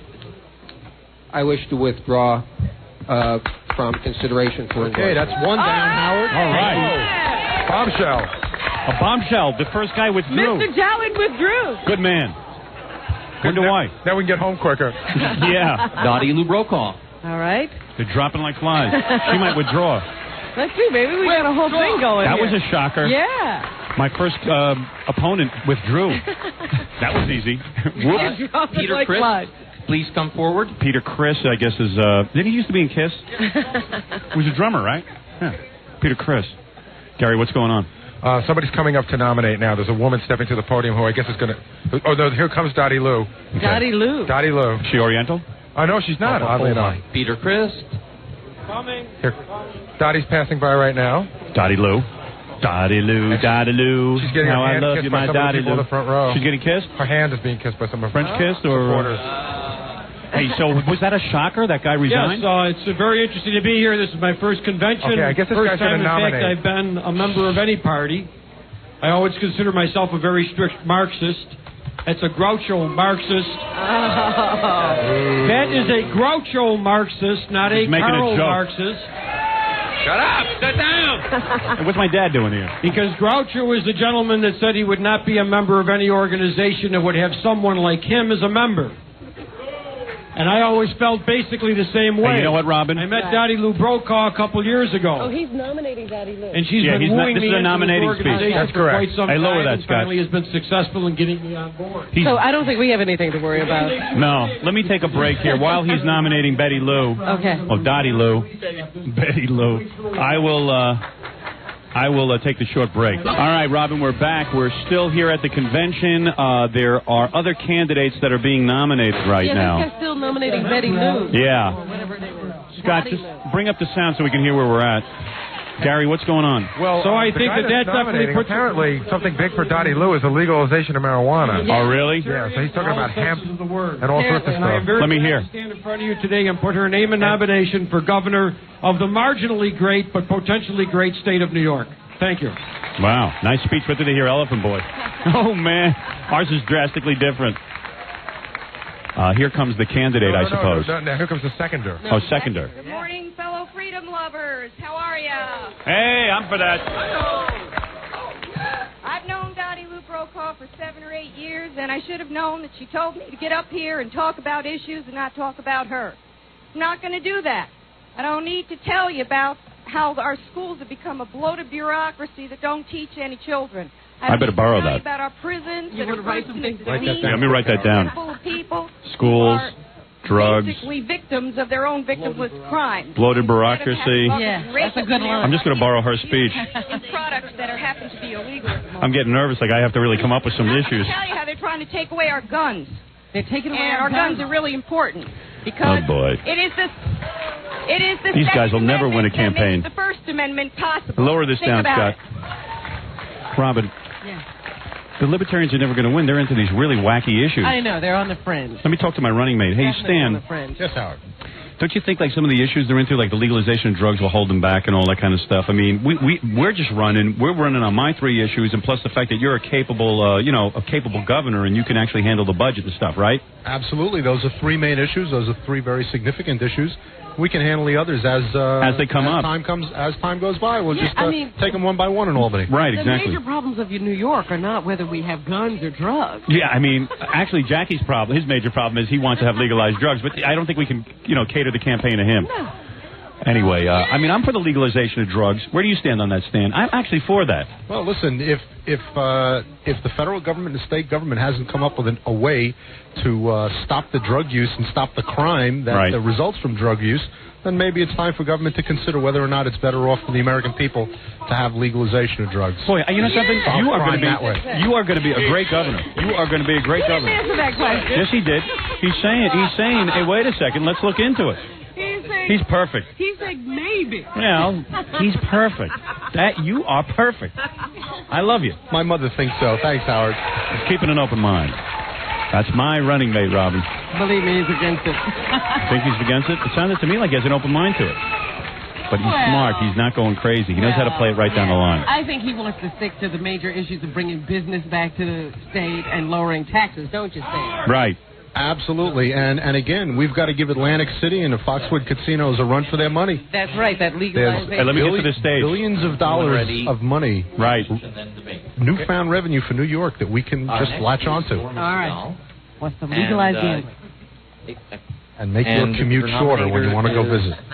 What's going on stage? Okay, Howard, can you hear me? Yes. Now they're just taking, they changed their minds yet again. Yeah. So now they're taking the nominating and the seconding speeches, and then everyone will give their speech. I see. Before they were going to they just announce everyone, and then we're going to let the couple give their speech. Literally it's confusing So everyone. I'll tell you, it's a mess, man. It's a mess up there on stage? It really is.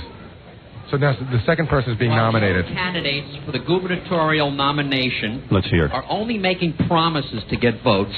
Norma Siegel is the only proven vote getter at this convention. Oh, come on. What about the me? 92 Senate race, over 100,000 New Yorkers look for her name. You know what's really funny? Yeah. I saw Norma Siegel walking around. Yeah. And I guess she ran for Senate, so she must have had some Norma Siegel for Senate buttons. Yeah. But she must not have had enough money to get governor buttons, so she just taped a piece of paper over her button that says for governor. Oh, really? Over where it said for Senate. Jeez, how could she be the governor? She doesn't even have buttons. She has to have a picture taken with me. I don't even think she's for herself anymore. Yeah, there you go. Let's hope she resigns. And name recognition that this party... All right, lower this down. And I think we ought to take a break and come back when, let's face it, when I'm being nominated. Yes. And meanwhile, I could scribble out a speech because I'm going to have to actually That's make right. one. Maybe we better work on what you have to say. Right. Cool. They did say that the Libertarians are waiting to hear what you have to say. You could actually sway votes. We have a lot of votes in this room. Robin. You could actually sway the votes of longtime Libertarians. Robin, there's a lot of pressure on me with this speech because this is really the speech that will set up my candidacy and provide it with some legitimacy. And wouldn't you like to have 100% of the people voting for you? Absolutely, Robin. All right, let me take a little break. It'll give us a chance to take a breather, and we'll bring our microphones back up as soon as Elephant Boy and Kenneth Keith have to nominate me. All right. Let's listen to a little bit of the stage and then go right into break. He just said that the race is going to be between boring white guys. Hey. Since the arrest, I resent the that. police have committed gross perjury, and the assistant district attorneys have engaged in Wait till they hear Elephant Boy's speech. Oh, boy. The convention's going to go wild. Administration in Albany. All right, let's take a break. We'll be right back. All right, Robin, we're back. I still have not been nominated, but I must tell you, the waiting process is boring as hell. Isn't it? It's a lot It is my honor to second the nomination for Norma. Hey, lower the stage noise. I want to find out who's sitting around here. Hey, so I see a lot of signs here. We're actually in the convention. In case you're just joining us, we're in the convention, and what we're waiting for, a lot of other candidates are being nominated right now. And we're waiting for Elephant Boy and Kenneth Keith Kallenbach to nominate me. Right. Those two morons will get up on stage and make a speech. Some of the speeches going on now are very, very serious political speeches. Yeah, they have, but they seem to be very fringe issues, like drugs and some guy who got arrested. Yeah. And they're very angry. What they're talking about. Yeah, they're angry, and it's all fringe issues. It's really weird. The last guy that just nominated Norma Siegel said, I nominate her to be governor of the evil empire state of New York. Oh, yeah. boy. They're real serious and real angry people. There's 200 angry libertarians. And 300 kooky Howard Stern fans. And then there's 300 kooky Howard Stern fans who are all registered libertarians, and this room is packed with reporters. There's a whole bunch of people who are ignoring the whole convention, just staring at me like mental patients. I mean, they're just staring at me.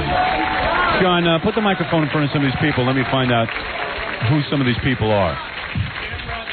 Yeah, people want to ask you questions. Is that right? Yeah, sure. Howard, aren't you concerned that you're representing a party of chess club geeks who've read Ayn Rand at an early age? Yeah, I know what you mean. Like, they're up there doing some real kind of, like, they're onto some fringe issues. They're talking about drugs and guys in prison. What about the independent line? Why not just run that way? You've got the support. You need to be with a party, you know what I mean? And you know what?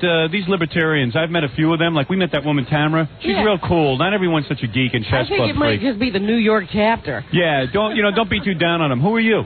Who am I? Yeah. Just a concerned citizen. Oh, yeah. Do you have a vote here? Are you going to be able to vote? I'm voting for you. Are you a registered libertarian? As of today.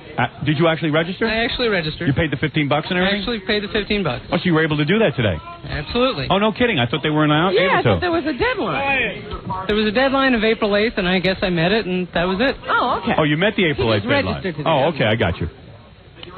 Who are you? I'm Keith Mandel from Long Island. Listen, by the way, I'm 26. I never voted before. I'm a registered libertarian. Now to vote for you. Great. And what did you do? You just registered? And Excuse me? You registered so you could vote for me? Absolutely. Same here. And what, you guys just drove up from Long Island to be at the convention? I drove up on my motorcycle. All right, good. Thanks, guys. And got a ticket for going 80. Like, who's this guy? Yeah, did he? Got a ticket? I'll take care of it when I'm governor. Yeah, who are you? Howard, my name's John Curley from Utica. And I'm not a libertarian or anything, but I registered just to vote for you because you're the best governor there's going to be. Thanks. Let me tell you something. Hey, did you guys meet Stan, my running mate? Yeah. Yeah, he's a good dude. Great guy, Stan. You rule. I think we're going to win this one, boys. Stan the man. Stan the man, that's right. There's a lot of people standing there. Where's that cop who was screaming for me, too? Where's that guy? Is that guy over there? Yeah, come on, talk to the cop. There's a police officer here. My name's Doug. I'm the king of all rockers. And what about you? You're a police officer? Yeah, Howard, how quick do you think you can get the death penalty enacted? We really need it. You know, I heard one guy say that it can actually happen within 2 days. You're a cop, right? And you know, man, how dangerous it is out on the street, right? Yeah, I used to work down in the Bronx. I'm up in Rockland County now. Bardstown. And it's real bad, and it frustrates you. It's tough out there on the streets. I mean, when a cop is shot, they don't even care. They laugh. They laugh. laugh. Those rapists down in Brooklyn, they're laughing. They won't even get jail time. 3 strikes and you're out. What kind of crap is that? Mario wants to do. Are you a registered libertarian? Yeah, for this I am. You are good. Okay. So thanks. Thanks for casting your ballot for me.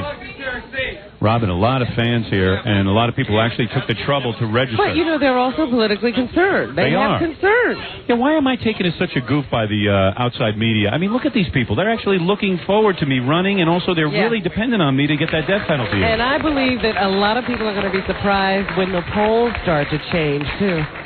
Yeah, I think so, too. And I think once they see Stan and how serious he is... Yeah, I think that's one of the reasons you need to be with a party, so people know you're not just a goof. Write me in, I'm independent. You're actually going to be on the ballot. That's why it made most sense to me to actually become a libertarian and be here at the convention, because it gives it an air of legitimacy. Yeah. It's not like just me doing it. Howard, we have another question if you want. What do you say? Hold on, let me hear the stage. What's going on up on stage? Howard, you know what's going on? What's going on? They just nominated Joe Brennan, and they just seconded. The guy that's seconding him now is the guy we had on the air once, Gary Johnson, who ran for the mayor of New York. Oh, yeah? Talking about you right now. Let me hear. Libertarian candidate for governor of New York. And I think I threw it over to you. We're all excited and we're all proud to see how much this party has grown since 1990 as a result of the exposure that we've gotten, and especially in the last couple of weeks. And we owe a big debt to Joe Brennan, who first got involved in the Libertarian Party when I was running for governor, who stayed involved, who's been working, and has done a tremendous job of representing the Libertarian Party of New York to the rest of the rest I think of the Joe state. is resigning. And with that, I'm very proud to second Joe Brennan's nomination for governor of New York. But they did say Joe was behind me, right? Yeah. Yeah. He said they owed a big debt to the Howard Stern show. Oh, good. Okay. I know Joe's got to kind of maintain some distance from us. Ludwig's picking another name out of the hat. It could be you. Okay. The next nomination and seconding speech will be for Howard Stern. All right.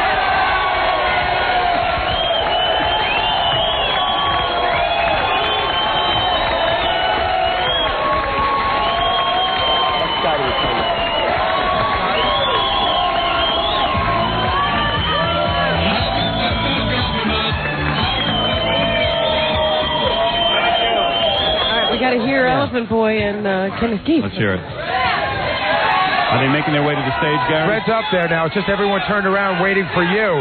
Now they realize Fred's going to talk. Here he goes. I hope Ben Franklin isn't listening. Shut up. Sit down. I hereby, it's my great pleasure to give the nominated speech to Howard. Many of you think that Howard is a joke. I think this is the best thing I ever happened to the Libertarian Party, because once it becomes governor of New York, it makes it easier for the next group of candidates for 1995 to get their offices. Howard, if you could only see the looks on some of the hardline libertarians. What was that, Gary? If you could only see the looks on some of the faces of the hardline libertarians. Hey, I'm including the handicap. That is one of our libertarians. The whole world is watching him. We got many good people running, and what is he doing? Gary, get him off of there. We'll have to play this back and find out what he said. With Howard, one of them got mugged. If I was in governor, that mugger would be dead. This is the...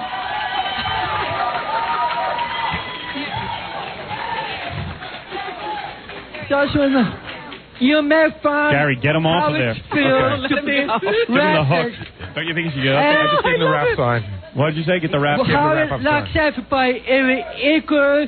The place really quieted down. He likes black people, white people, any group of people. Gary, get him off and there. And for that reason, I nominate the good name of Howard Stern, Mr. Chairman. Okay, he's done. Thank you. Oh, my Lord. That was a disaster. Here's the second Kenneth Keith Kallenbach, that idiot. I don't know what he's going to do. We didn't give a chance to brief him. I think that All might right, have been a huge error. second. Howard. What? I said not briefing Kenneth may have been a huge error. Kenneth Keith Kallenbach. I'm here to second the nomination of Howard Stern. You know, I don't read the newspaper. I don't watch TV. But I know when a good governor should be elected. Howard Stern for governor. All right. Kenneth Keith coming I just drove all the way up here from Philadelphia. I hardly slept at all. I'm tired. When I woke up, I wanted a turkey sandwich, but I didn't get one. Oh, no. Here he When I was goes. taking a shower this morning, I fell out of the bathtub. I was so excited. People think I'm a wacko. I'm here to say, I'm no wacko. I know when there's a governor. Howard Stern is a governor. You know, do you think I feel like having violence? I don't want no violence. That's why Howard Stern should be elected governor. Yeah. Oh, man. I hardly had any sleep. Look at me. I'm dead tired. Hey. Turkey sandwich. Any questions? You got questions? No. Get him off of there. He's taking questions. Get him Hey, who off. wants to see my dildo? Hey, come on, get him out of there. I got a dildo. Get him out of there, Look, Gary. I got a Get him off dildo. there. Get him off, Gary. Get Get him off. Get him off, Gary. He's gone. He's gone. All right. All right, in case it was any mystery, the last person to... The dildo comment. ...will be James Ostrowski. Oh, this is your opponent. Uh-oh. Here comes my opponent. Nominator and seconder. Ostrowski sucks. You better vote for Howard Stern. Oh, who is doing that? Come on. Captain Jenks. Captain Jenks, get him off of there. Captain Jenks running onto the stage, Robin. Oh, I'm so embarrassed. Sit down, you pig. Hey, come on, Gary, get him off of there. What's happening? Gary, get him off. I did. He's Get off. them off the stage. Oh, my Lord, I am getting out of here. I no longer want to be governor. I am under the table. How can I go up on stage? Now you have a lot of work to do, a lot of repair. Oh, my God. I think the dildo line really got everyone crazy. Boy. Do you want to see my dildo?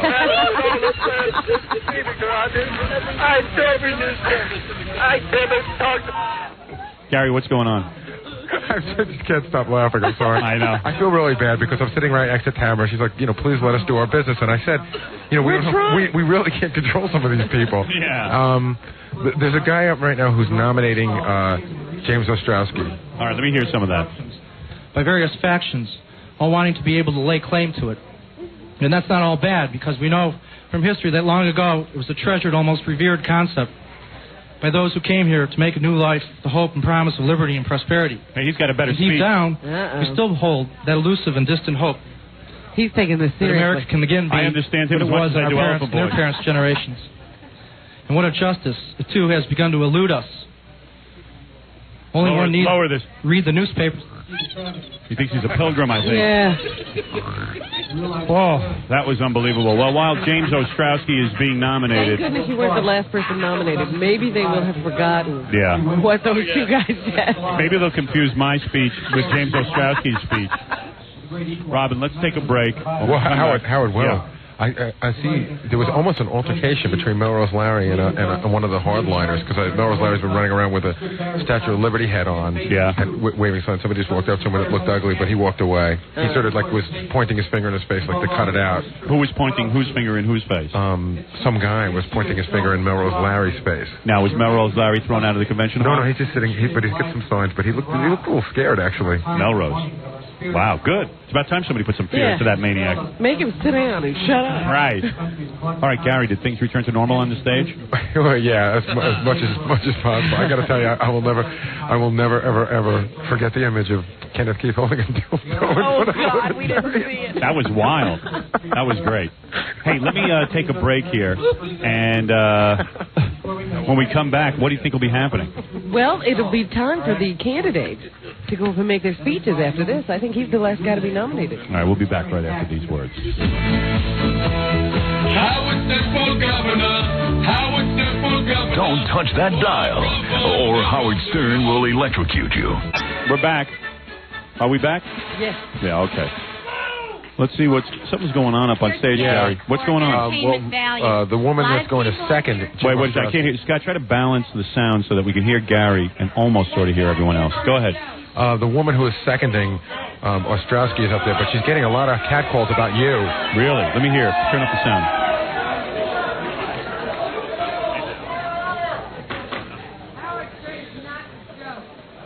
How many of you laugh as you hand in all of the information the IRS asks you every April 15th? How many of you laugh when your neighbor's children... Melrose Larry yelling out. Laughing. They're arguing about me up there on stage. How many of you laugh when your neighbor's children are taken from them because the state has decided they're unfit parents? How many of you laugh...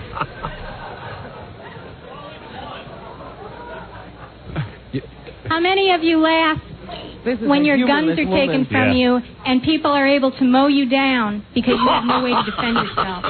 This convention needs to nominate a man with serious... These guys are all paranoid. Why tyranny is destroying our lives here in New York State. That man is Jim Ostrowski. He's been a libertarian for years. Oh. He has written and published on the subjects I'm talking about. He's going to be a tough candidate to beat. That the state should be empowered to tell you how to live your life. Therefore, I am extremely proud to nominate Jim Ostrowski for governor. Thank you. That's my main competitor. He had better speeches than I did, but I'll go up there and win this convention over, Robin. That's what it's all about. You like a challenge. Yeah. Gary, what's going on at this point? Do you know? What's that, Howard? Do you know what's going on at this point? Yeah, Ludwig's up at the podium, although I just got word that it's almost a given that Ludwig... Is out. Yeah. 10 minutes. Out as what? Party chairman? The order in which they were nominated. Scott, can you just bring up Gary and put Ludwig down? Thank you. I don't know. He can't read my mind, I guess. Hold on, Tamara, what are you saying? Howard, you got to come forward now. They're asking for all the candidates to come up front and sit, and they're going to speak and then ask questions. Robin, come on up with me. Okay, so it is a debate. It's a debate now. There'll be question and answers. Wonderful. So make your way up, Howard. Okay. You should make your way up for sure. All right. Robin, I'm going to make my way up. Come right up the center aisle. Gary, would it be possible just to make my way up when it's my turn? No, because you know what? Now they're saying that it is a debate. Oh, it is. It's a debate, Robin. Oh, it is a debate. It is a debate. Okay. People want to ask questions, and they're going to open it up for questions. So come up the aisle. All right. Hold on. Robin, I'm going to make my way up to the convention. All the other candidates are up front now. Robin, sit near me so you can get on the microphone as well. I'm just trying to stuff stuff in my pockets. Scott. Can you make this louder, the headphones? All right. Okay, now we're good. Yeah. Yeah, come on up. Okay, everyone, we're making our way to the stage. It's going to be a little hectic now as you listen to us. The convention should go wild as we make our way up. Robin, are you all right? Okay. Thank you. Thank you. Thank you.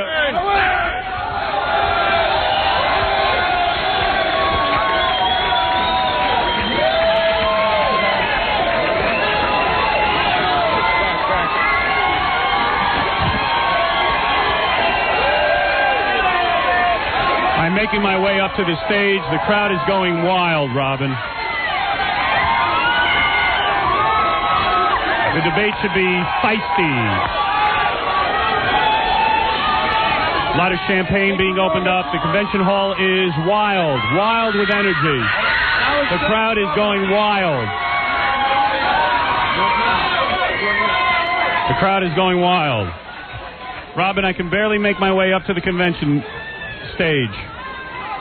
Hey, Howard. Thank you. Thank you. Elephant Boy, what the hell did you say in that speech? I don't remember. Kenneth Keith, what was that with the dildo? Look, the dildo, I bought it. It's great. Very good. All right, here we go. Going up on stage now, Robin. All right, Howard, I think you're going to have to sit on the dais with all the other candidates. All right, Robin, I'm going to go up there then. Okay, I'm heading up to the stage. Hi, nice to see you. Hi, nice to see you. Nice to see you. Hi, Ludwig. Hi. Pretty good. All right, I'm up with the other candidates, Robin, and the debate is going to begin. All right. Thank you, guys. Thank you. Okay. We're about to take part in a debate. I have to keep my voice down because Ludwig. And why don't you throw the microphone up to Ludwig, Scott, and I'll keep quiet during this. Not on the chairs. It's really very simple. You don't fall over and get hurt that way.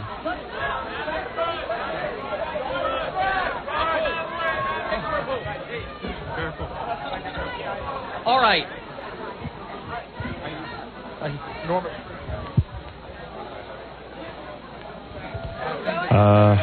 It's crazy up here on the stage. Ludwig trying to bring order to the convention. Aisle. Hey, I was just going to say, you know, Ludwig is lecturing the crowd. He's trying to make them get off their chairs and sit down. Would everybody please sit down so we can begin the debate? Please, you'd really help us out. Thank you. Okay, we've got 5 candidates here. We're going to give each one 12 minutes. Robin, I just then we're going to do a Q&A. It didn't work. Now. It didn't? It looks like they're sitting down. There's a microphone back there which will be used by people who wish to pose questions. They are taking my suggestion, Robin. Oh, this is good. Makes me look good. You're a leader. Robin, I'm not wearing my suit jacket because it was too hot. Except press, please get out of the aisles. And clear away. Ludwig yelling at the crowd. Ludwig yelling at the crowd. Back up. Back up. The convention is on fire, Robin. It's the biggest libertarian convention in history. Oh, my goodness. It's getting nasty in here. I'm hoping that the convention will come to order, Robin, so that I can get home sometime soon. I don't exactly know who they're yelling at now. I don't know. It looks like we could begin. Ludwig is banging on a gavel. I just think they like to use the gavel. Let me take a break here real quick, and we'll come right back, and you'll hear the debate next. We're on stage. I'm in a debate right now at the Libertarian Convention. And one of the women that I'm running against is about to say something. I wonder what the hell I'm going to say. I know from the little bit I've listened to Listen Howard to this. Stern's show that he really likes it when ladies come in and take off their jackets, so I decided I'd do that first. Yeah. Very nice. Very nice.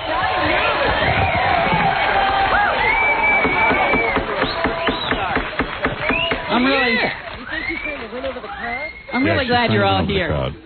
When I was the first declared candidate for governor for the Libertarian Party back almost 2 years ago.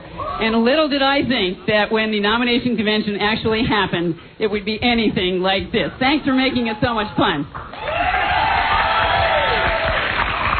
I'm trying to win over the crowd. You'll find maybe somewhere around on your chairs. I just gave away my last one to Howard, but I didn't know I'd be standing next to him. I could have actually given it to him in person. Thank you. It's an autograph from me, Howard, the second one I've ever given. Thank you. And it says, I wish you light and love and liberty. Thank you. Thank you. Oh, this is like a love-in, Robin. And that's what I say at the end of my little TV show, which is a weekly show called Liberty Enlightening the World. That's the real name of what we call in short form the Statue of Liberty. She's really always been called the Statue of Liberty. When do we debate? Enlightening the world. This is a speech, I tell you. All right, so why don't we turn down our microphones right now, and when I get up to make a speech, Scott, turn them back up. This won't be a break, but this will just be a... Doesn't look very much I'm just going to ask, actually, the people at home to... I don't think they have to sit through all these speeches, and what we'll do is... almost conceding. She just said it doesn't look like she's going to get the nomination. Oh, really? Let's hear this. what I'm doing and what I've always been doing for the cause of liberty is working to get the ideas across. I said in November of 1992 that I wanted this party to nominate early so that we would make up in time and energy what we don't have in money. But what I'm going to do is... that I would step aside for anybody more qualified or more effective. Oh, wait a second. Let me hear something. I think I still am the most qualified spokesperson in this race for the ideas of individual liberty and the libertarian philosophy. However, yes. Howard has got a much bigger megaphone than I have. Oh. Is he stepping aside? I believe this woman is stepping aside. Robin, making my way clear to actually... Like two down. So what I'm down hoping now. is that we can convince Howard to accept me or some other of the libertarian spokespersons as the lieutenant governor candidate. I've done the job. I did it in 1990. And one way you can send that message to this whole body, because this convention will be able to choose its... You can each, as is the appropriate libertarian way, you can each make your own individual choice. As a member of this body, you can decide who you want to be the lieutenant governor candidate. I never got a chance to meet Howard before. He didn't know I was out there. Maybe he'll change his mind. Wow. Wow, Robin, making a last-minute Let me tell you just a little having an bit effect. I'm 52. I am the mother of 3 grown children. I've led lots of volunteer organizations, and we've always reached the goal I set.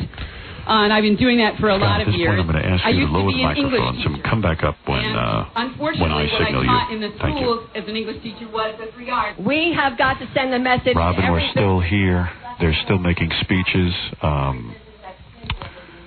The woman speaking now is named Norma Siegel, and she is running for governor as well. Yeah. You can hear a little bit of her speech right now. She's called for no more control on guns, and she's for guns, drugs. Drugs and guns, especially for women to have guns.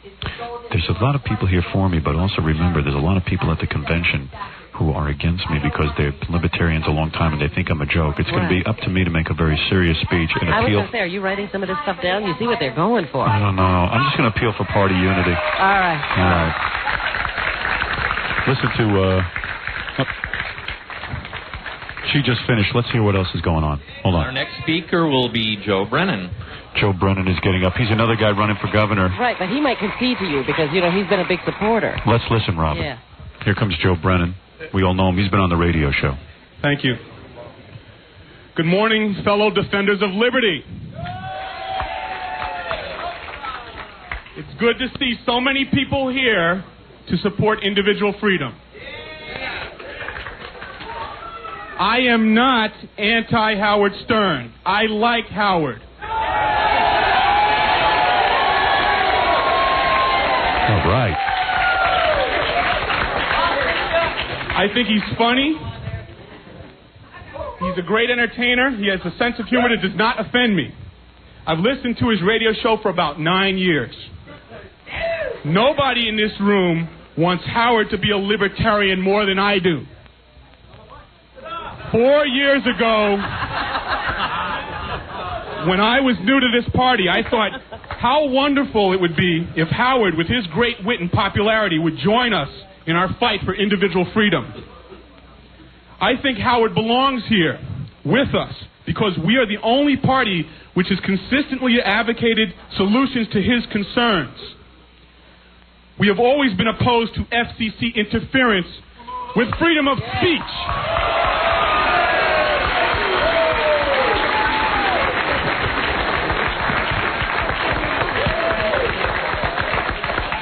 And we have consistently been opposed to the taxation that I heard Howard and so many Americans complaining about last week. Looks like an endorsement, Robin. I was going to say, yes, the Libertarian speech? Hey, let me borrow his speech. He seems to know what he's talking about. I do smell a butt coming up. Me too. I hope he's with me. Asked by people has been, is Howard Stern serious about running for governor, or is this just a publicity stunt by him?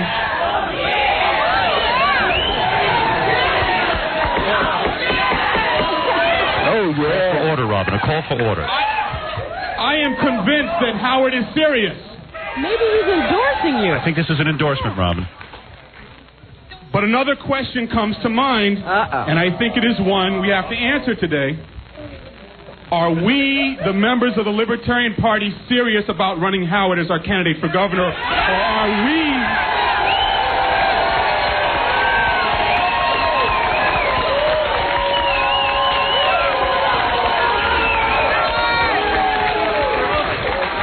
People are revved Or up. are we doing it as a publicity stunt? When asked what the party would gain from a Stern candidacy, some members have said that it'll get the 50,000 votes we need to be recognized in this state as a party. But frankly, we were prepared to do that before Howard came along, and we have other candidates prepared to achieve that goal for us, so that can't be the real rationale for nominating Howard. The most common answer I hear as to what Howard will do for us is at least he'll get us a lot of publicity. In other words, a publicity stunt for us. Well, that might not be a good enough reason.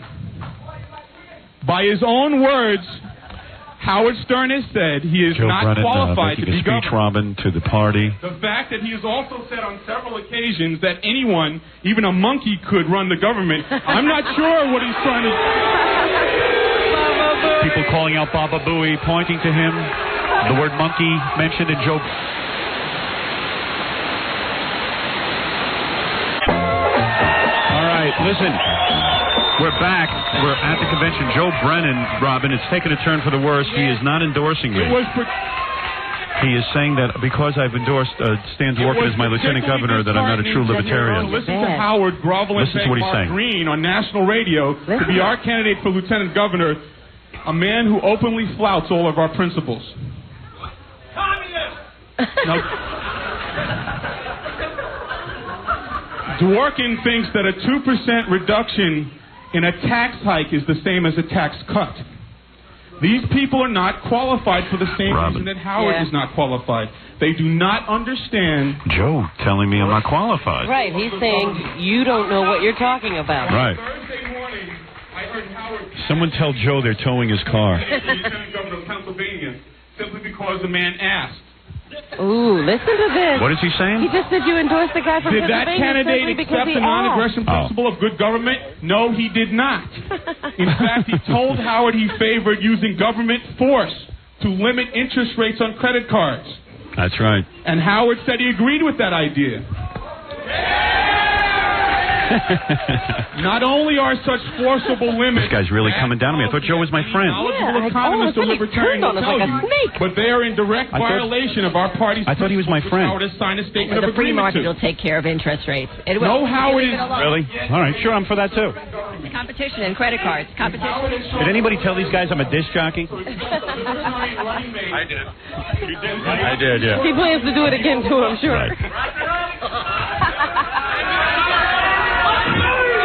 There is anger in the convention hall because Joe... To wrap it up, he's gone over his 10 minutes. Unfortunately, he has not demonstrated a willingness to run with a libertarian. Listen to this. Joe turning on me. Ironically, he prefers to chase after Republicans and Democrats, the very same people who have not solved his problems with the FCC and who take half our wealth through taxation. I'm getting angry. I'm going to make a powerhouse speech, Robin. Given this situation, the If I ever best get thing up for there. Howard to do is step aside and let a qualified libertarian head our ticket.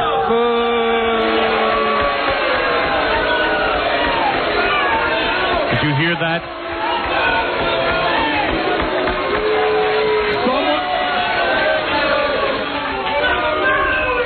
Someone who understands and accepts our principles.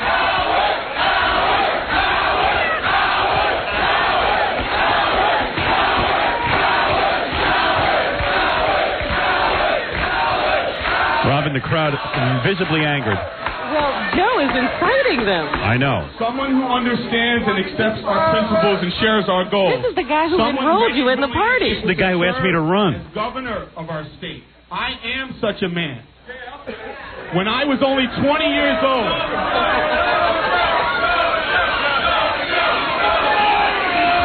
when I was was only 20 years old, I worked as a manager at a corporation located in Syracuse where I was living at the time. I took one of the company's units which had been consistently losing money and had it operating in the black in less than a year.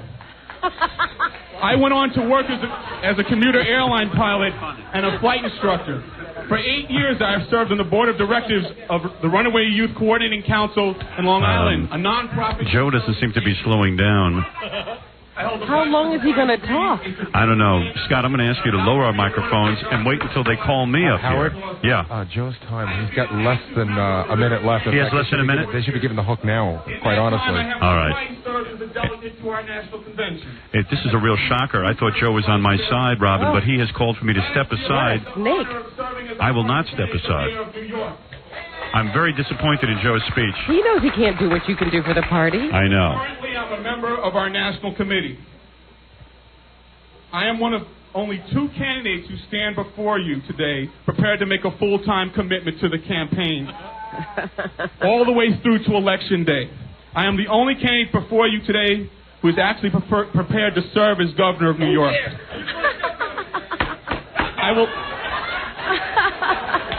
I will not be running on some bland statement of Joe libertarian has principle. angered the crowd beyond belief here.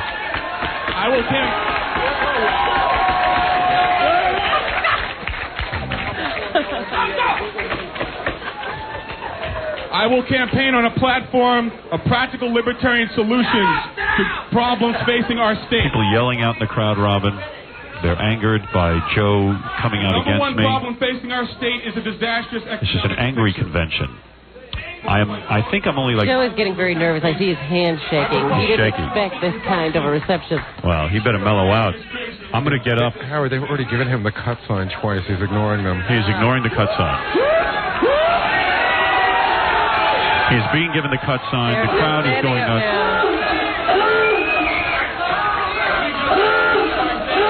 Trying to drive Howard or anyone out of our party.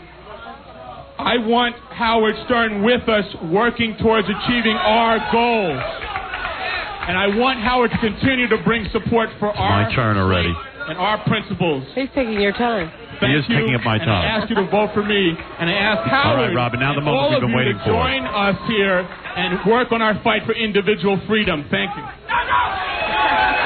The crowd is angry with Joe. Joe turning away from my candidacy. The man who actually asked me to run, asking me to step down. And now, Robin, let's listen as Ludwig asks me to speak. All right. Okay, now, first, Ludwig has instructions. the aisles. Yes. Second, I know Telling this you is this was woodshop a hall monitor monitor time in high again. school. I know. Ludwig was definitely the head of the safety patrols. Don't heckle the...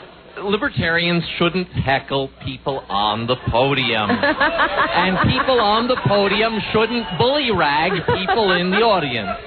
Okay? Let's be nice to each other and we'll get out and have out quicker and have Ludwig a making better a plea time for party of it. unity. And now our next candidate is Howard Stern. Listen to the ovation.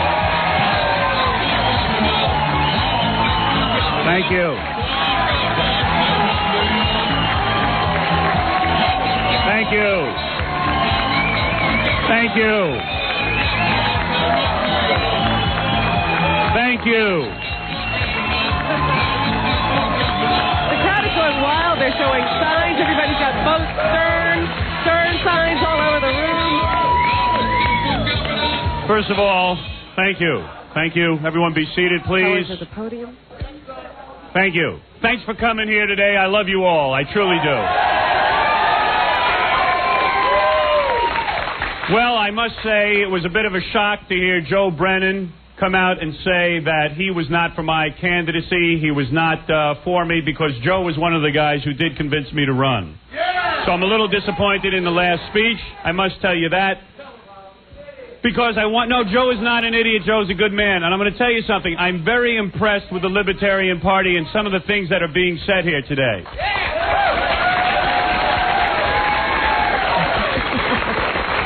For For years, people have been saying to me that all of the things you've been saying on the radio are definitely in concordance with all of the libertarian rules. And in fact, libertarians for years have been saying, let's legalize drugs. I've been saying that for years. While I myself am not a drug taker, I stopped that years ago, although I did have a beer the other day. I will admit to that. I believe that drugs are causing corruption in our society among the police. J. Edgar Hoover knew it. He wouldn't let the FBI be involved in drug investigations because he knew it would lead to corruption. Taking drugs and making them illegal are doing us no good. Look, as far as the things that are being said here today by the libertarians, I like what they have to say. I like that they're an alternative party. And if you're asking me if I'm a serious candidate, I didn't just drive 6 hours to come up here because I'm jerking off. I'm damn serious. And let me address the 200 people who have been in the Libertarian Party for years. Yes, we have a lot of new libertarians here. And yes, these people have joined because they felt, well, hey, if Howard's running, we'll join. But these people are disenfranchised, too. They haven't voted in years. They haven't felt strong about anyone's candidacy. And now they see hope and light at the end of the tunnel.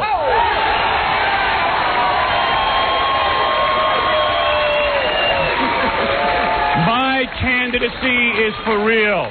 My opponent, James Ostrowski, has said that Howard is a joke. Howard's a disc jockey, a radio guy. But in the same sentence, he says, hey, you know why my candidacy is strong? I can get on radio. I can get on TV. I can do interviews. I am on radio. I am serious.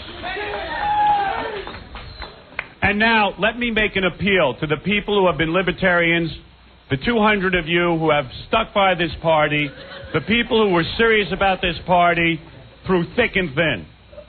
What am I offering you? I am offering you a candidate who can truly win. Look at the polls. Already I have 20% of the vote, and it would have been higher if people thought I was serious. They will think I'm serious. And why will they think I'm serious? Number one, I am serious. You're freaking right. Not only can I win this, but I can bring a legitimacy to the Libertarian Party that you have never seen before. When I win this election, that means the Libertarians will be on the ballot. This will bring a credibility to libertarianism. And let me tell you another thing. The reason that I asked Stan Dworkin to be my running mate, and the reason I'm asking you to endorse him, is very simple. I'm talking about taking this thing all the way to the top. And while Stan Dworkin is not a libertarian, when you talk to him, you'll see that his views match those of libertarians in this room. Stan Dworkin, let me tell you something. I am going to run as a libertarian. I will win as a libertarian. In order to win, it means I have to have a legitimate and viable candidate running alongside of me, one that the mainstream will accept. It is time for libertarians to come into the mainstream and actually win an election, an important election, the most important election in this state. And the only way we will win this election is if I have Stan Dworkin at my side.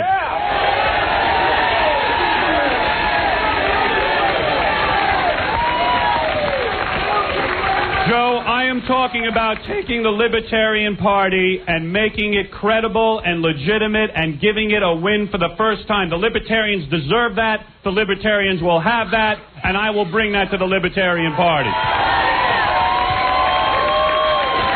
Every one of these, thank you. Every one of these people sitting on this stage are good, hard-working party people. And all of them would make excellent candidates. I don't say no. Amen. But I'm into winning this thing. I'm taking this all the way to the governor's mansion. I am going to be the next governor of New York. I'm asking you not only to support me, I'm asking you to bring this party together. Get behind me. I'll give you votes like you've never seen before. Yes, we want a death penalty. There are people out on the streets being slaughtered, and we must have retribution. Any one of these candidates here knows that I can take it, that I am the most qualified to not only get us on the ballot, but for God's sakes to make the Libertarian Party, a big player in this race. I'm going to do it.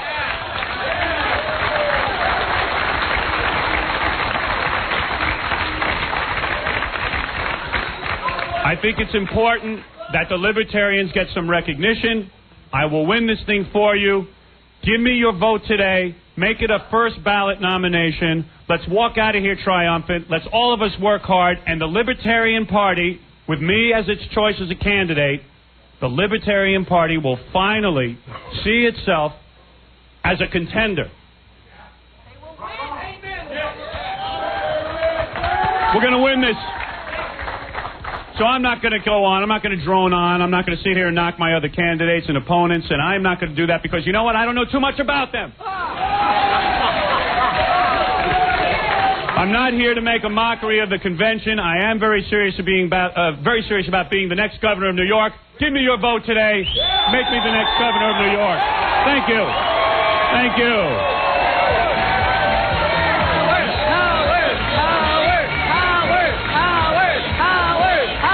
Thank you.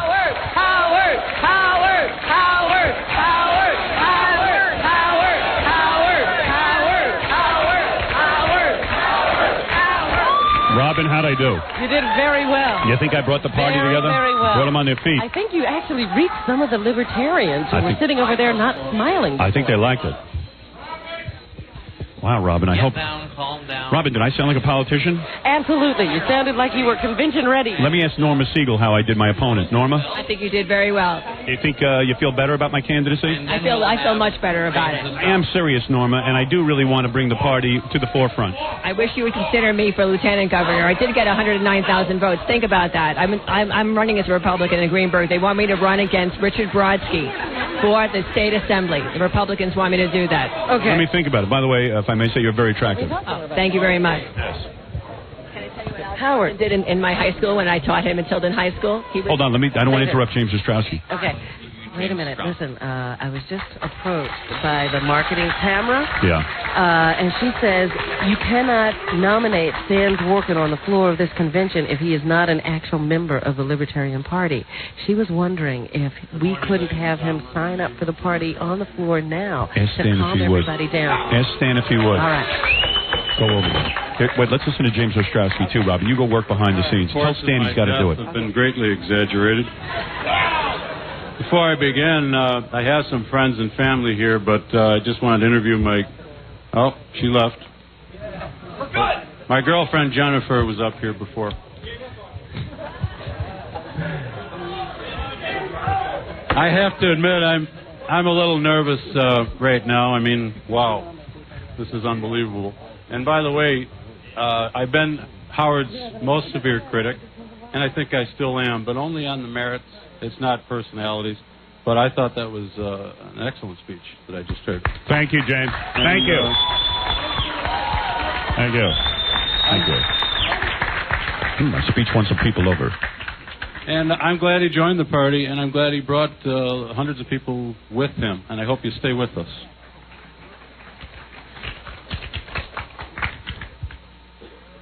Another reason I'm nervous is I was just informed that if I go over my time limit, I'll receive 6 strokes of the cane on the buttocks. Let me talk to you, Scott. Lower Mr. Ostrowski's. We're trying to convince Stan to join the Libertarian Party. It's a done deal. It's a done deal? Tamara, has Stan... Can I get back up after James and say that Stan has joined? I don't think at this time you can, but what we can do is, once you get the nomination, stand up and say that Stan is going to do it publicly over here and commit himself to our party. Okay, great. Cool. Not only that, now Stan has said, since he is going to join up for the party and he is your candidate, don't you think it's a good idea that you nominate him? Yeah, I'm going to nominate him. All right. All right. Listen, a lot of things are happening here at the convention. I've made my speech to the convention. I think I've won over the people. I don't know. My running mate Stan has just signed papers that say he will be a libertarian, which is real good. What I'm going to do is I'm going to announce to this convention at some point that he has joined the Libertarian Party. I think that'll seal it up for me. Why don't we take a break here? Okay, and we'll take a break, and then we'll be back. We're back with a man who wants to be the next governor of New York. For 72 hours, Howard Stern. All right, turn the microphone on. James is really coming out. Republicans are going to run on the death penalty and taxes. Howard's going to, that's his main issue. He's going to split that vote and help elect Mario. Yeah. Third, Howard doesn't take ideas seriously, although he's taking them a little more seriously today, and I think that's fantastic. But he hasn't on his radio show. Gary, and he is a great comedian. You can't separate the two. Some of the people in the party, as a symbol, when the voting begins, vote for yourself. Because of that, hold it up and cast your ballot for yourself. Okay. A serious attack on the bad political ideas that Mario Cuomo has been fighting for his whole life, which were summed up by his idol Thomas More as follows. Robin? In Utopia... Sounds like you can lower James, Scott. Everything's on the stage. James Ostrowski, my main opponent in this, who's been very vocal against me, has said that Mario Cuomo... What do you say? Oh, he's talking bad about me. Raise it up. The vast majority of New Yorkers. Thank you. And destroy what is the only possible threat to the big government Mario Cuomo has built up for the last 12 years. If you nominate Howard Stern for governor today, you will make one happy man of Mario Cuomo sitting up in his mansion in Albany. Thank you. Thank you. Now, why am I running? I'm not running for power. I'm not running for money. I'm not running for any position. I'm running because New York State is my home. And when your homeland is in trouble... Why don't we lower our microphones now? And because I don't know, this guy's going to drone on for a real long time, so we can spare the audience at home this. There's one thing I do observe. He is the only candidate who typed out his speech. You got to say something for the guy. But it's weird, you know, he keeps knocking me, but what kind of votes is he going to get, Robin? None. Nobody even knows who he is. I know, that's the point. All right, I tell you what. Do you agree with me? Let's cut out through all these boring speeches and wait till I get to do something. Right. There's going to be balloting after this. Right. Where you'll be nominated on the first ballot, I think. When will I get a chance to tell the convention that my running mate has become a libertarian? I think you're going to be able to do that after the first ballot is cast. All right. Are filled with our hopeless young people. Our public policy. Watching you all. Okay, the speeches are over, actually. Let's get up. Ludwig is saying something. Hold on. Well, we can ask people to come and go from the room for voting, so we're going to do another way of voting, which I'll announce in a little bit. In the meantime, is that mic warm over there? Yes, it is. Thank you, Don. Okay. I'd like... Robin, I think there's a question and answer for the candidates now. You think so? Because they said something about people coming and going to vote. I don't know. Let's see what happens. Guys, making a motion. I see here. I was wondering if we could extend the Q&A. Oh, Q&A. Do we have a Q&A? There is no Q&A. Well, we are going to have questions and answers, aren't we? Q&A. Okay. The candidates have been asked to speak in a Q&A fashion. Wonderful, Howard. That would be when I need a motion to extend, then. Motion to extend. 30 minutes. A Q&A. Give us a lot of time to extend. This gives us, just give us an opportunity to have Howard talk to us. Hi. Give me a number of minutes. 2 hours. 2 hours. 2 hours. Half hour. Hold it, I'm being addressed, yes? We all want to hear Howard speak, No, right? if you can speak for 2 hours. They want me to speak for 2 hours, Ludwig? No. They don't want you to speak for 2 hours. They want additional Q&A. Let's do a Q&A. Let's do it for 15 minutes. 15 minutes? Yeah. Okay. You're already running the party. You propose I'm running the whole damn party here. That's what makes me nervous. Do I hear anything? James, you up for a Q&A? Sure. Me too. My opponents are up for a Q&A. Right, people, vote on 15 minutes. All opposed? Q&A. Carries. Robin, now, how maybe. are you going to conduct this? Robin, it's going to be a Q&A, and that means... Howard, I've been a fan of yours for several years. Yes? And if we had initiative and referendum and recall, we could have had the death penalty 20 years ago. We could have had something like Proposition 13. We might have even have legalization of marijuana. I'm just wondering, when you become governor, could you push the legislature to give us initiative on referendum and recall so we could put laws and questions on the ballot by petition? Wow. That sounded like a real serious question. Let me just say something. I am not the world's most gifted and certainly most wonderful grasper of political concepts. You got to make the question very simple so that a moron can understand it. What's your question? It's like in California. You put a bunch of you get a bunch of signatures. Yeah. Say 100,000 signatures that says, we want the death penalty on the ballot. Yes. We want legalization of marijuana on the ballot. Yes. Then on the next election, you vote on it. Yeah, Majority well, vote listen. for it? Great. Listen, but the issue is there's a lot of people who want a death penalty. I can give it to them. And Stan Dworkin, who, by the way, I want to make an announcement. Stan Dworkin is now a libertarian. He has signed the papers. Stan Dworkin, my running mate, is a libertarian. He has signed the papers. Welcome Stan Dworkin to the Libertarian Party. Now we've got another great libertarian sitting on this dais. Let me just tell you something. Whether we can sign 100,000... What was that? He knows how to write his name. That's right. Okay. Okay. Ludwig, it's out of control. All right. Listen, my point is we don't have time to wait for hundreds of thousands of signatures. Nobody's gotten on the ballot. What you suggested happened in California. These people know. Look, let's be realists. Look at all the press here. When have you ever seen the press at a libertarian convention before? You've got 100 press here at least. You've got... All right, so it's Penny Crone. Big deal. You've got Fox 5 here. You've got ABC here. You have the New York Times here. We're going to win this thing. Keep that in mind. The issue you bring up is irrelevant. People want a governor who will pass a death penalty. I step down. Stan Dworkin, a great libertarian, will run things for us. It's simple. Sorry, Ludwig. No problem. Wait a second. James Ostrowski wants to say something. How do you all right, Don is next. Full lesbian and gay civil rights? Wait a minute. Whoa. What? We were answering the first question. So Robin, how'd I do? I can do it You pretty did all quickly. right. Thanks. And with a suggestion, with all these libertarians, old and new, all of us in this big libertarian family, we can go out all around New York and find out. I can't give you the list off the top of my head, but there are a lot of cities and towns that already have initiative and referendum. So we can already put stuff on the ballot at the local level. Libertarians and other people have been working on that. And yes, actually, we might be able to start working on getting it at the I know. Do you know what that guy asked me? Yes, I know exactly what it's all about. Robin, will you explain? In California, if enough people get together and they can't get the government to pass a bill, like the death penalty, they can put it on the ballot. Remember Proposition 13? Yeah, but it hasn't happened here yet. We don't have it as a law. You'd have to enact a law to give us referendum. That's what they were asking. So what I Would you tried to support say, that? what I tried to say is it's too much hassle to do all that. Right, yeah. Yeah, okay.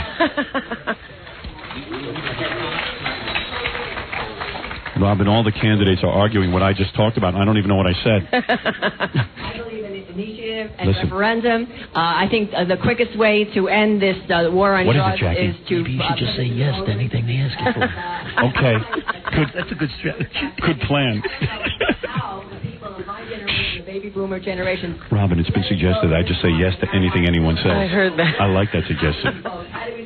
Boy, all the other candidates know everything. Well, they're politicians. Yeah. Let's get back to the fun. I also support Here's initiative Joe. and referendum. I'm going to propose an idea that since the question was directed at Howard originally, I'm going to propose that when a specific candidate gets asked a question, let that candidate answer so we can take as many questions as possible from the floor. Thank you. Hey, thank you, Joe. Thank you. Wait a second. There's an That is not the libertarian way, though. That's not the way we do things. Come on, lighten up. All right, here we go. Come on, you got to lighten up, Norman. Norman, you got to lighten up. It's fun. It's a party. It's a party. That's why they call it the Libertarian Party. It's a party. People are anxious to ask me questions. Thank you, Joe. I appreciate that. Joe, let's face it. I think I won you over a little bit with my speech, didn't I? Aren't you feeling a little better about my candidacy? I like you, Howard. I know you do, Joe. That was almost an endorsement. All right, another question. Mr. Stern, your candidacy reminds me a lot of that of H. Ross Perot. He had tremendous grassroots following, but could never follow through because he didn't have a campaign organization. This is a race where the major party candidates are going to spend tens of millions of dollars, yet your agent told me last night you're going to have no campaign committee, no campaign manager, and you're not contributing to your own campaign. Could you explain why you're doing this? Because, well, there's a lot of questions there. First of all, if my candidacy reminds you of Ross Perot in the sense that I am an outsider, I welcome that. I think that's great. I certainly don't owe a damn thing to anybody. The reason I'm not raising campaign funds and all that stuff, then I really don't owe anybody anything. I don't have to pay back one favor. That way, when my lieutenant governor takes over, he owes nothing to anybody, which is a fantastic situation. And let me tell you something. You saw my book sales. You saw the fact that people come out and listen to the radio show every day. There's your proof that I'm going to get votes. Those people will vote for me. They will not let me down. They will come out and vote for me. I'm telling you, we're going to take this one. And you want to know something? Yesterday, I traveled the state. Well, sort of, for 6 hours. And I met with black people. I met with Puerto Rican people. I met with white people. I met with Indians. I met with all kinds of people. And you know what? Nobody talked to one another. It was horrible. It's a terrible racial situation. It was awful. It was awful. Howard Stern for governor. He's the governor who will right many wrongs and quit 3 days after taking office. We're back with a man who will give you a vote for every vote. Howard Stern. Is there another question for any of the other candidates or myself? This is a question, I guess, for you and Mr. Dworkin. Yes.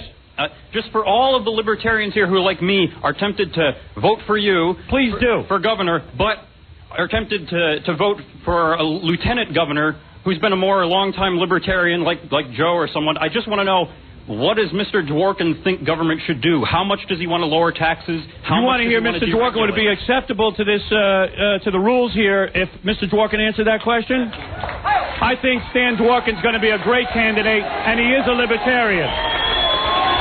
Come on up, Stan. I am telling you, the only way I can win this is if I have a candidate that people trust. And I'm not saying that people would not. We don't know Dworkin. He's no more famous Trust than me, the if I tell you he's good, he's good. You don't have to know him. Ladies and gentlemen, a man who says he will trim his mustache if you nominate him, Stan Dworkin. Thank you, Howard. My running mate. I'm not sure if this is my 10-minute speech or just a reply to your question. Just a reply. The reply to your question is very simple. I have one advantage over every other person on this dais who is looking for your support. I am the only candidate who has 10 years of experience, 9.5 years of elected experience in the state of New York. I've worked on budgets. I've cut budgets. I have seen wasteful spending. I have cut wasteful spending. We don't need a government where assistants have assistants, where secretaries have secretaries. There are millions of dollars that we can save by cutting expenses, and there are billions of dollars that we can make for the state of New York simply by building up depressed areas, bringing casino gambling into the state of New York, and reducing your taxes at the very same time. Thank you. Robin, obviously Stan has been practicing. Yes. Whoa, did he come to life and turn this place on? Did you like that, Ludwig? Yeah, I like that. But Stan's gotta sell himself at the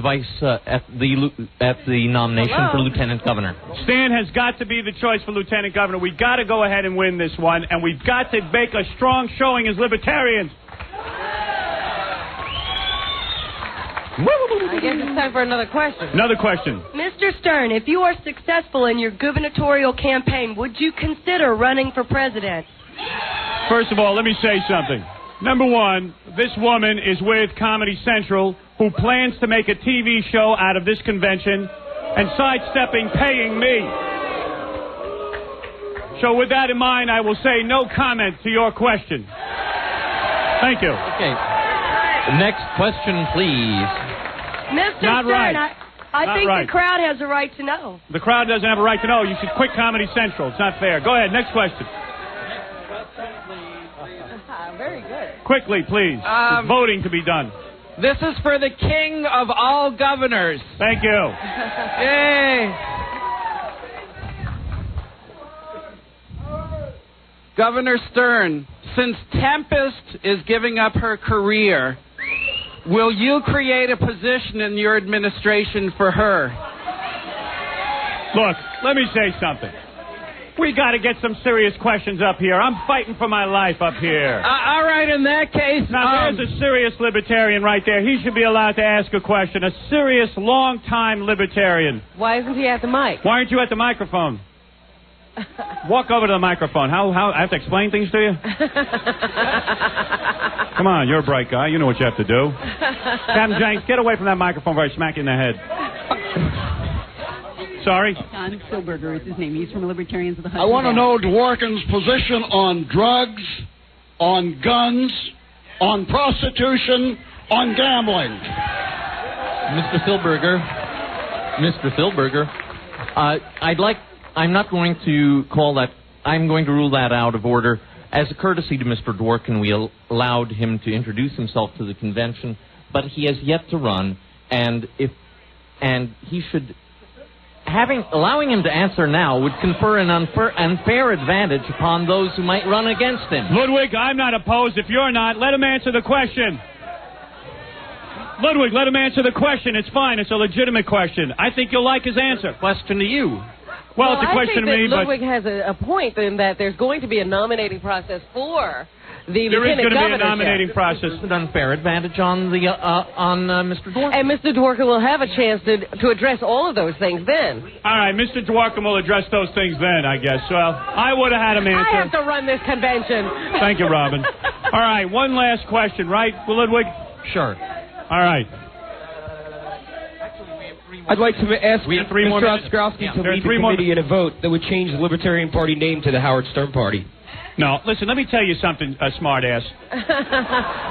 The reason that I chose to run on the Libertarian Party line was to give this an air of legitimacy because the Libertarian Party is a great party.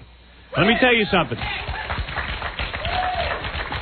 If I wasn't serious about this, if I was not serious about this candidacy, let me tell you something. I would have ran as an independent. It would have been a goofy Pat Paulson kind of thing. I wanted to hook up with a party that could get out, make sure that I get the 15,000 signatures.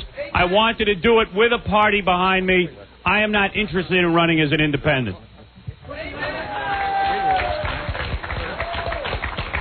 I need the party's backing. All right, one or two last questions. Come on. Howard, when you become governor, are there any chances of putting the first execution on pay-per-view? Thank you. The king of all messengers. Very well, I love you. Thank you. Let me say something. I've talked about this, and there is nothing wrong with doing business on pay-per-view, even if it is an execution. Yes, that can be looked into. I would be honored to pull the switch. Yes, ma'am. You look like a serious libertarian. I am. Well, me too. I am a parent of a murdered child. Yes. I want nothing more than the bastard that killed my son to be dead. Good. I want the death penalty. I'm going to give it to you. And that is precisely why I'm running. Let me tell you something. I empathize with your situation. I have 3 children. Let me tell you something. One of those kids was killed, God forbid. I know exactly how you feel. You have to live every day. Is that murderer in a cell right now? No, he spent 8 months in the county jail. He's walking the streets and laughing, and my son is in the grave. Exactly. That is... Shut up, you fool. That is precisely what I'm talking about. This is a woman. That's the reality of the death penalty. I don't care if it's a deterrent or not. She needs retribution. I know Mr. Tinez. It's the same exact thing that he went through when his daughter Kellyanne was killed, a 10-year-old girl. I have a 10-year-old daughter. If my daughter was killed, I would want to take a gun and blow his friggin' brains out. I'm all for that. I'm sorry. Yes? Like Norma Siegel. Norma Siegel wants to say something. I want to answer that question, too. As a proponent, I'm a woman gun owner of North America. As a proponent of that, I'd like to talk to you, too. I'm a mother of a 17-year-old girl and a 14-year-old boy. And people are going to tell you that there are accidents in the home with guns and that type of thing. You tell those people that the accident... You tell those people... Can you hear me? You tell those people that the accidents in the home are tragic and that parents...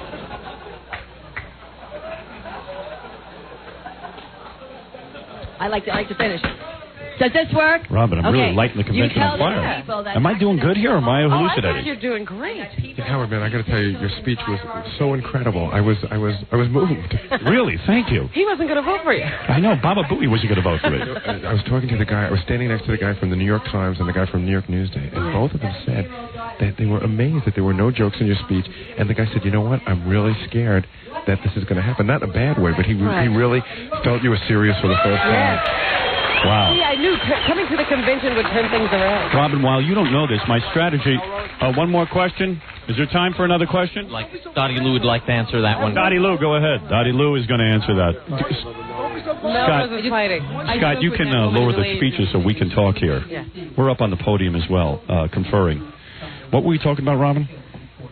I don't know. Oh, yeah, this is my What? strategy. You know, there's so much press here that I said, I'm not even directing this so much as the convention. I'm directing this to the press. I think the press now see that I'm legitimate. Yeah. And when the guy from New York Newsday says, hey, Howard is legitimate, Howard is serious, I'm winning over the press. That's right. I was surprised that there were no jokes in your speech. I'll tell you the truth. I was going to go for jokes, but then I said, you know what? I've really got to get in on the first ballot so we can get the hell out of here and get to our massages and the bus. Well, I was very concerned about those libertarians who've been in the party a long time. They really wanted to know that it wasn't a joke and that you just stepped down Let me tell you, after the convention was over. and let me tell you something. Stan Dworkin really came off good when he. Oh, yeah. Yeah, that was a turning point. Jackie did whisper to me, this is a make or break moment right here, and he pulled it off. Yeah, he's good. Stan Dworkin's the man. Yeah. I'll tell you something, Robin. I'm smelling victory. Oh, you know what? I'm smelling Elephant Boy. I can't believe it. I didn't realize he was in the front row. Let me see what's going. Let me go back to the stage. All right. Okay, woodshop monitor time. Out of the aisles, please.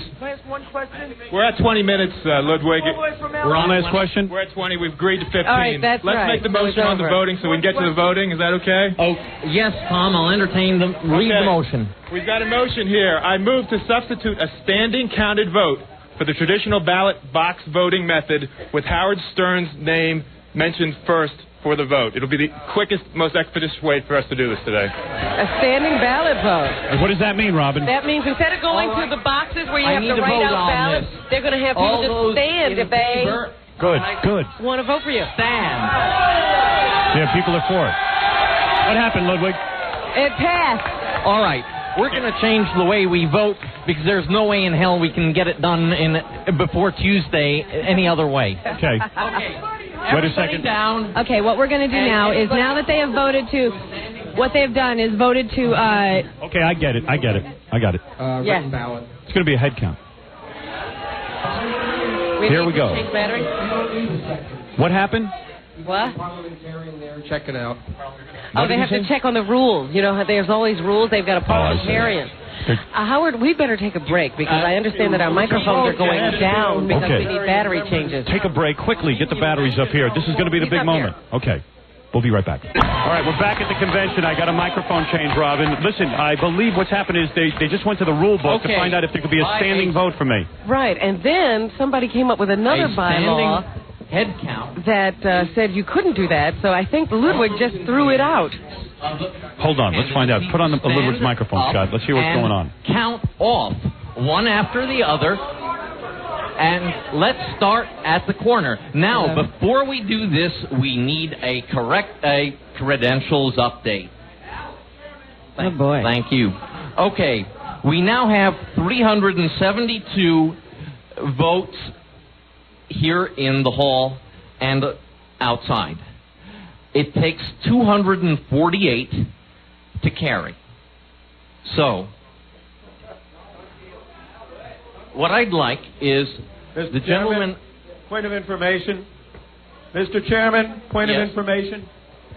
Will it not be necessary for everybody that is standing that when they announce their count, that they also announce their name so that verification can be made that they are among the people who are the party members? Robin, there's a big argument on the floor. Yes, they're arguing about the voting.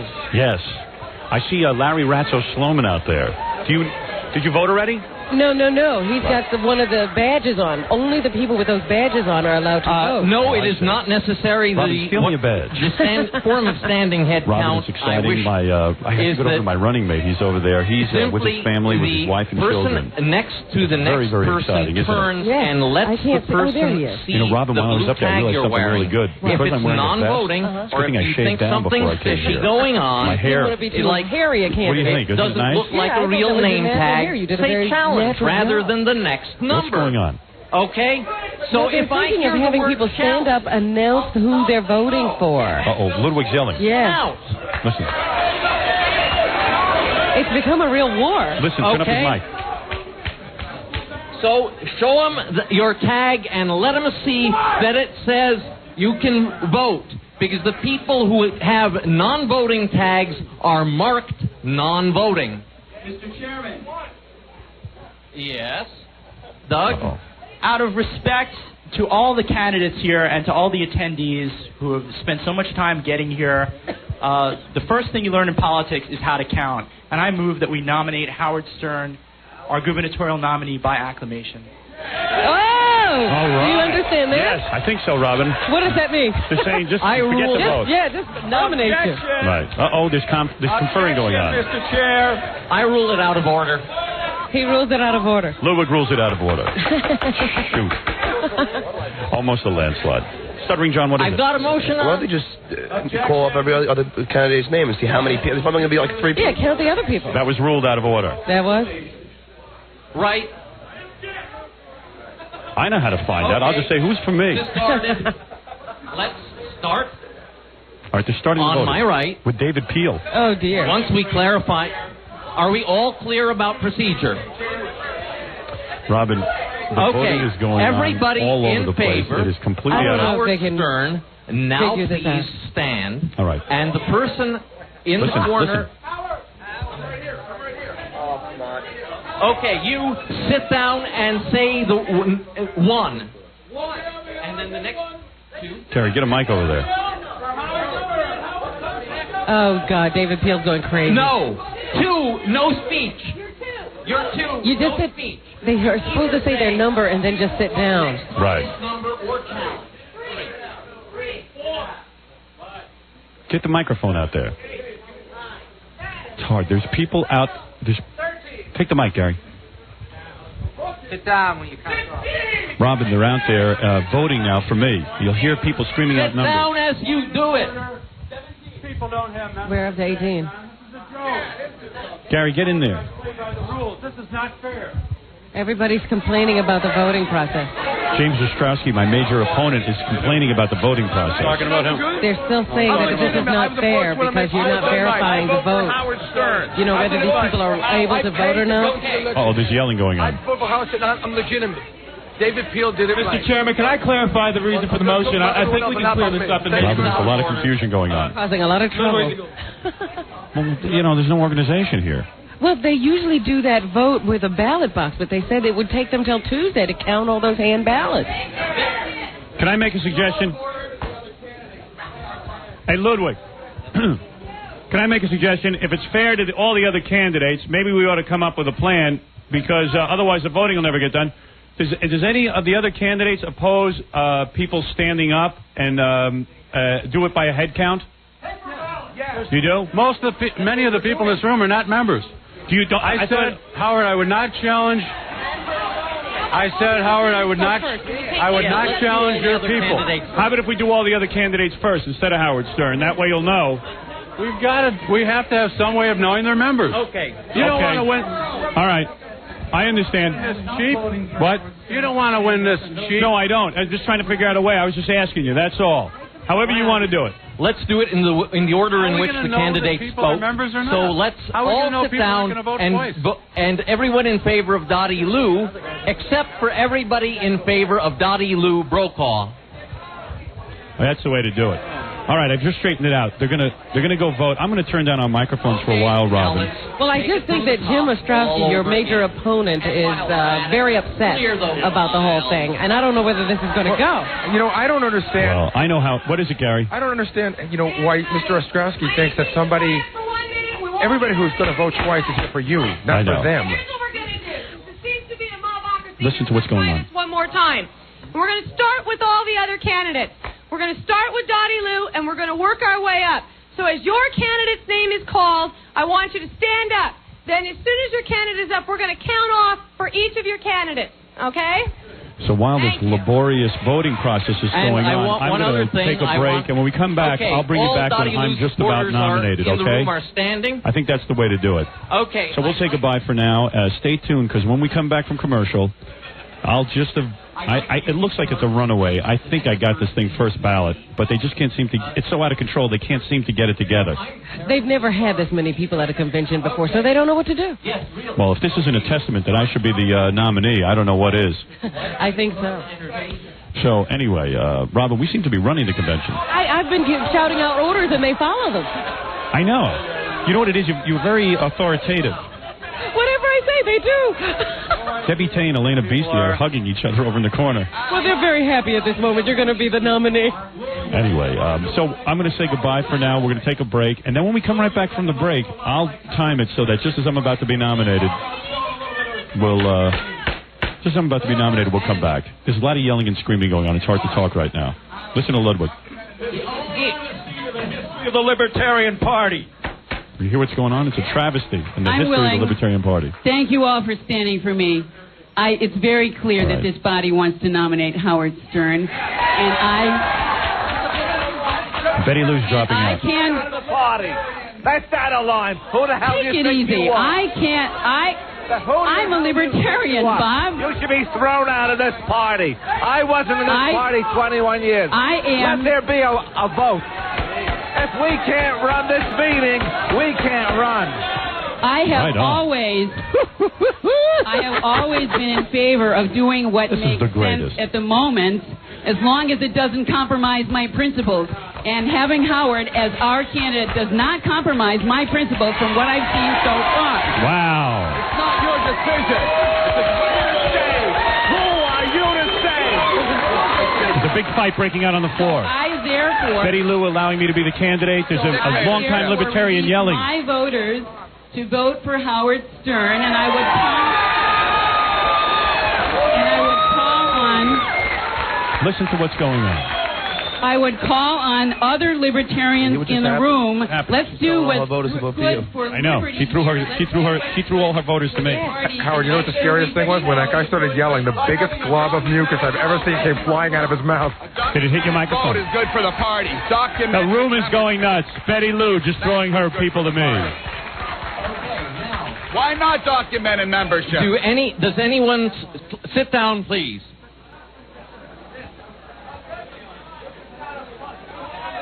This is the greatest. In 1928.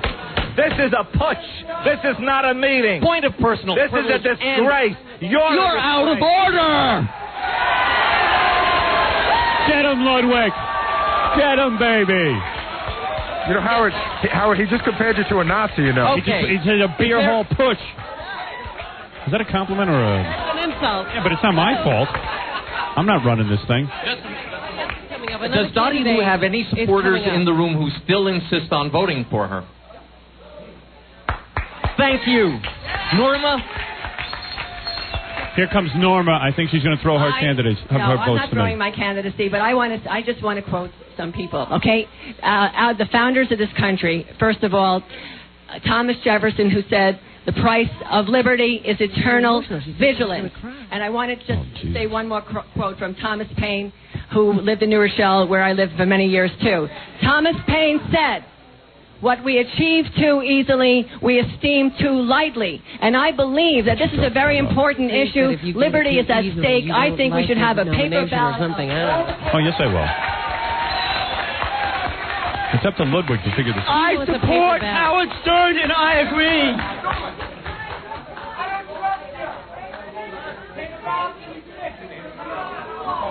Uh-oh, the crowd's screaming out they don't want a paper ballot. Paper ballots can be fixed. They don't trust them. It's amazing. Nothing works. What's Ludwig going to do? I don't know. I don't dare go away from this, do we? No. Don't leave. Incredible. Yeah. If you were having a nominating convention, wouldn't you have a voting system for it? Oh, my God. These are the libertarians. Party members. Howard, the day is full of people now. The day is now is covered Why don't with we people. stop fooling around here and just make Howard Stern our nominee? What's going on? They're going to do a roll call vote. They're going to read down the roll and ask them how they cast their vote. All right, good. That's fair. All right, there's going to be a roll call vote. The outcome is going to If they be. can do it in Congress, they can do it here. Oh, there's a lot of yelling going on. Baba Booey, get to the guy in the suit there. He's screaming. Where are we? Right here, right in front of you with James Ostrow. Two who don't know whether we're free. Ludwig. They want paper. One brief comment. Excuse me. I would like to calm the waters here. 10-minute recess. I have a right to a fair vote after working for 15 years on this. Was a question. Are you telling me that right now? For the people in this room. Uh-oh. We considered that our voting procedures were not able to handle this room in an expeditious and safe manner, and that is the reason. It's not an attempt of subterfuge, of sabotage, or of harming any other candidacy. That is the motive of our attempt here, the sole motive of it. And I hope you understand that. I don't ask anyone to withdraw. I think we can proceed with the manner we set up here and do this quickly. What is he saying? I don't know where we are now. Okay. I think he said that. So many times. I think there's going to end up being a paper vote. As they walked by the table, bring it to the tally in the hall, and they signed it on the way. Gentlemen, whoever they if you're want. going to nominate anyone for governor of this state by this party, if this party is going to be taken seriously, you cannot do it high schoolish with raising of hands. Now, if this party was not prepared for Mr. Stern's entourage, it's the party's fault, not Mr. Stern's. Thank now, you. this is a legal party in the United States. Now, my name is Mike Kraft. All right? I'm a member of this party. Tim? A nomination is to be done by written vote. That's a point of order, and I'll stand for it. Not waving of hands. Well, we're going to have to do a and if it written takes vote. 5 hours, Maybe, it's written vote. This guy sounds pretty serious, Robin. Yeah, it looks like he's going to take everybody with him, too, on that one. Why don't we just go get a lunch break while they do written votes? Yeah, maybe that's what we should do until they figure this out. We seem to be developing a consensus among the Listen to remaining this. candidates to do a roll call vote in which the Tamara will explain. Okay, guys. Here we go. We're going to do a roll call vote. What we're going to do is we're going to call your name. You're going to go out that door. You're going to get a paper ballot. You're going to cast it at the table, and you're going to come sit down when you're done.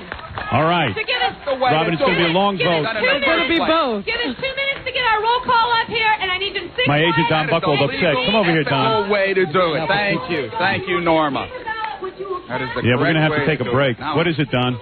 Amazing to get this low as your hourly wage. The longer this goes on, it cuts into our take. Hey, how'd you like my speech as my agent? Fabulous. Just fabulous, man. I'm voting for you. I lit the convention on fire, didn't I?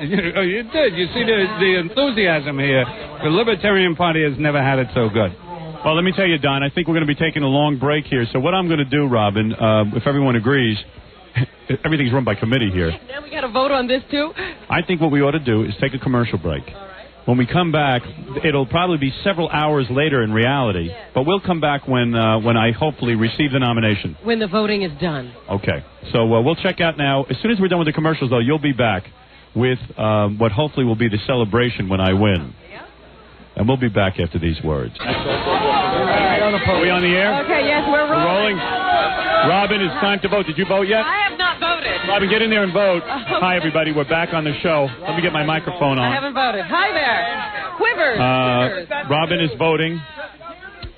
Thanks for joining us. I know this has been a long process today. We've gone through the debates. Everyone has voted now. What ended up happening, Robin, is we voted by ballot. Yes, Robin Quivers. And Robin is now voting. We're at the Libertarian Convention. We're in an Italian-American hall. Okay. And what do I do? And Robin is voting. She has voted. There's a mic in my face. All right, Robin, now what we're going to do is we're going to make our way into the convention hall. Is that what we're doing, Gary? Yes. We're going Because to now find out they're who going won. to announce the winner of all the balloting. How many votes do I need to win? 248, I think, was the number. 248, Robin? 2/3, yes.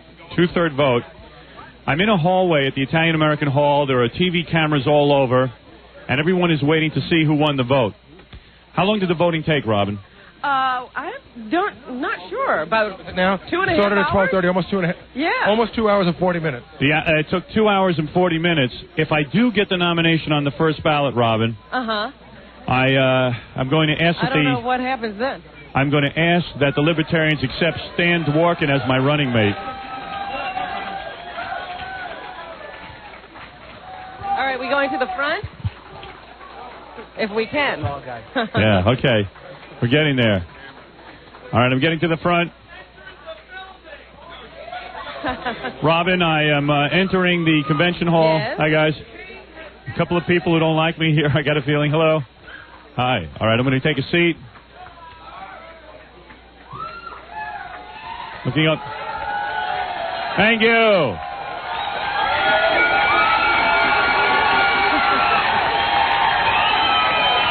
All of our fans, Robin, have been were good enough to stay here. It's already, what time is it here in Albany? It's about 3 o'clock. They've been here for about 10 hours, I guess, since this morning. We started at 8 this morning or something? How much is 8 and 3? I don't know, but they came here. They started in around 6 in the morning or so to get in the building. So they've been here a long time, and they all stayed around to make sure that they voted for me. That's right, and they are anxious, I'm sure, to see how the voting went. Absolutely.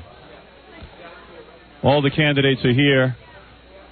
This is exciting. I just see Stan Dworkin walking into the room. His son's coming and in. his sons also. Yes. Clear the aisle. Ludwig is front taking aisle, the podium again. Get the media all gathered up. And then Yes, Robin. It might call for a serious speech again. What do you think? It might. You know, you might have to drop all those jokes. But We have our I don't know, the candidates, jokes were good. I have good jokes, but... We can always read the jokes on the air. sit down. Yeah, I might read the jokes on the air. I might have to go for a serious speech, Robin, because we have a problem here. Tell everyone what the problem is. Well, you know, there is a lot of concern about your running mate. Yeah. So we have been talking to the leadership of the Libertarian Party to try to reassure them that they are not being closed out of their own party. And I think they now understand that they could be a part of this whole political process. And if we sweep you into office, they get into office too. Yeah. You see, the Libertarians here are nervous that if I get in, that all of them will be left out of office. What is it, Gary? We're reading the votes right now. Oh, I got one vote. Hey, Robin Quivers won. Yeah, Robin! Robin, did you vote for yourself? No! You almost walked away with the election. Scott, make sure you can hear the reading of the votes. Ed Jowett, 1. Joe Brennan, 10. Dottie Lou Brokaw, 22. All right, Dottie Lou. Norma Segal, 24. All right. Looks good, Robin. I need 238 votes. James Ostrowski, 34. James Ostrowski, 34 He votes. was your biggest opponent. Howard Stern, 287. Yeah! Robin, that's the announcement I've been waiting for.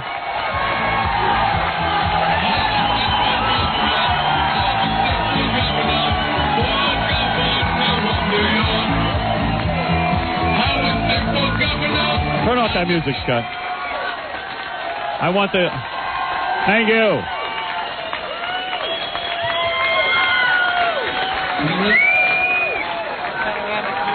Is Ludwig not finished? Ludwig is still going. Total vote was 381. Needed to win 253. It's Howard Stern. Thank you. Thank you, Ludwig. Thank you. Thank you. We did it. Thank you. Before I say anything, I must thank all of you for putting in the hours here today and making sure that I won on the first ballot. I thank you.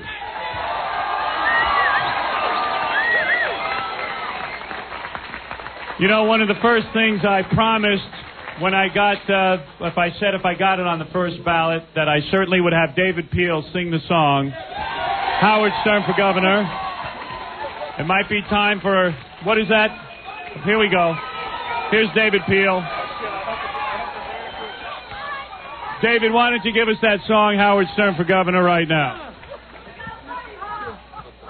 Here we go. If you want to sing along, it's okay. Howard Stern for Governor is Governor. 1, 2, 3, 4. Howard Stern for Governor. Howard Stern for Governor. For Governor of New York. Everybody. Howard Stern for Governor. Howard Stern for Governor. For Governor of New York. He wants justice.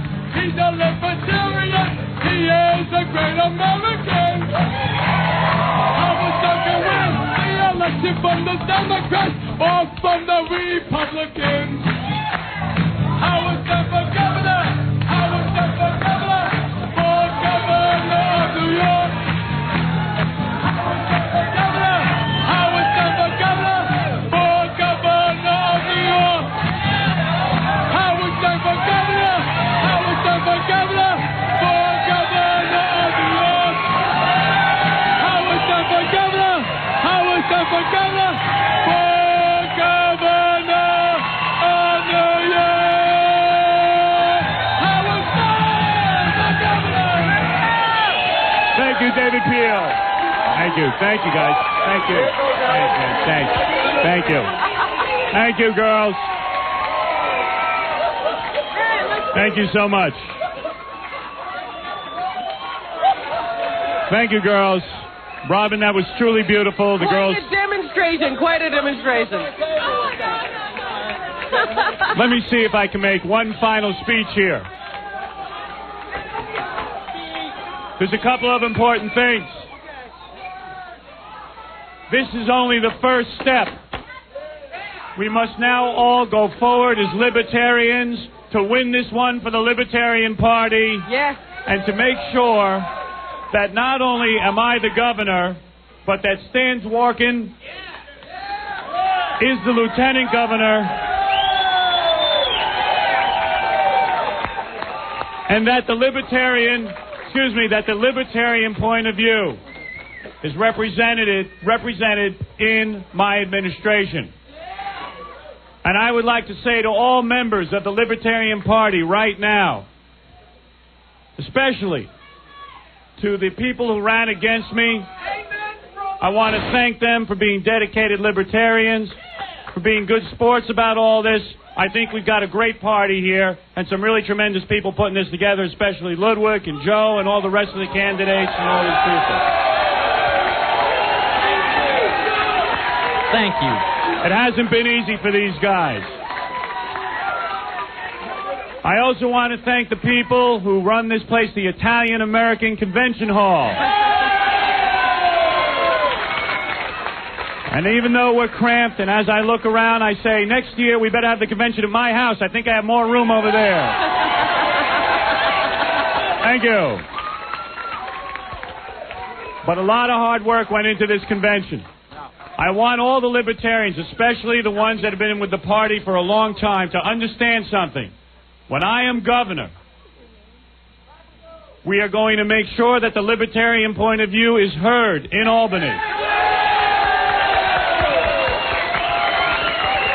That both myself and Stan, and you can stand by this, that we will put libertarians into office and we will back libertarian candidates. We're all very excited about this.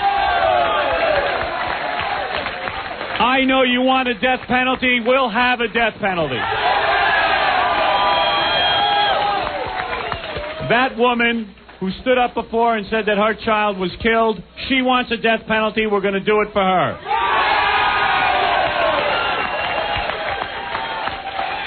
You know, when I was driving through Harlem yesterday, I stopped off and I spoke to a black man. And that black man's name was Mantan Jones. And Mantan Jones said to me the following. He said, Howard, and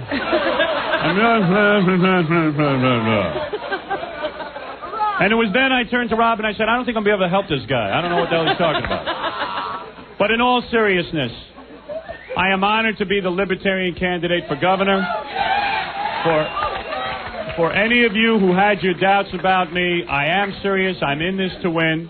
I want to bring the Libertarian Party a lot of votes. And why do I want to bring them a lot of votes? I want to bring them a lot of votes so that the Libertarian Party has a secure future. And yes, I will have Libertarians in my administration. They will be appointed to our government. It's about time the Libertarians had a point of view. And I want to ask right now, and I don't know if this is okay or not, I'm going to ask you, Ludwig. I would like right now to leave here triumphantly. I would like to ask all of you to give me permission to ensure that Stan will be my running mate. I would like to right now, Ludwig, it's okay with you, to enter his name in and ask you to give support to Stan as my lieutenant governor. And by acclamation... I need a second. Give me a second. Do we have us hold it? There is a second. Hold it. There is a second. 1 second. 1 second. Dottie Lou? Dottie Lou. I'm especially speaking to the libertarians like me who've been libertarians for a long time, 19 years in my case, in a very small party. I have talked with Howard. I have talked with Stan Lundeen. Oh, yeah. The opposition that I ran against in 1990. That was a horrible slip. Stan Dworkin. I have talked with Stan. I've shaken their hands. I've looked into their eyes. I am taking a risk for myself, but I'm doing that because we want the issues of liberty to be heard. And so what I am going to do is to second Stan Dworkin's nomination and hope that this...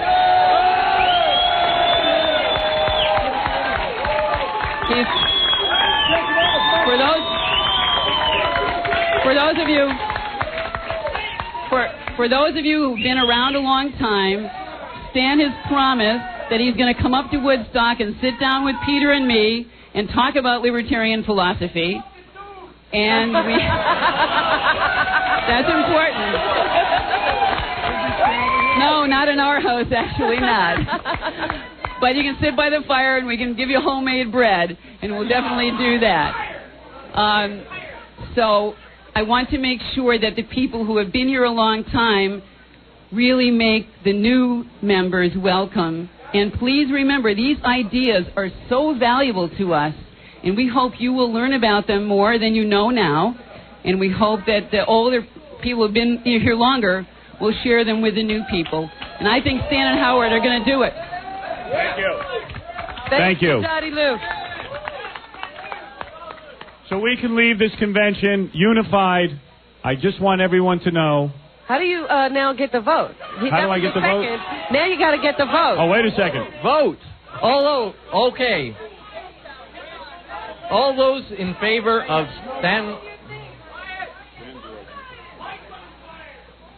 All those in favor of Stan Dworkin as for the lieutenant gubernatorial nomination of the Libertarian Party, say aye. Excuse me, Mr. Chair. Object, Mr. Chair. Mr. Chair, there has been no close of the nomination. I've got to ask this. I object to acclamation. I've got to ask this. Point of information, yes. I object to acclamation, Mr. Chair. Oh, there's been no. Let me just say something. Let me say something to that gentleman. Hold it a second. Let me say something. We've got a shot here. We're going to win. We're at 20% in the polls. I'm going to take it all the way. I can get in with Stan as my lieutenant governor.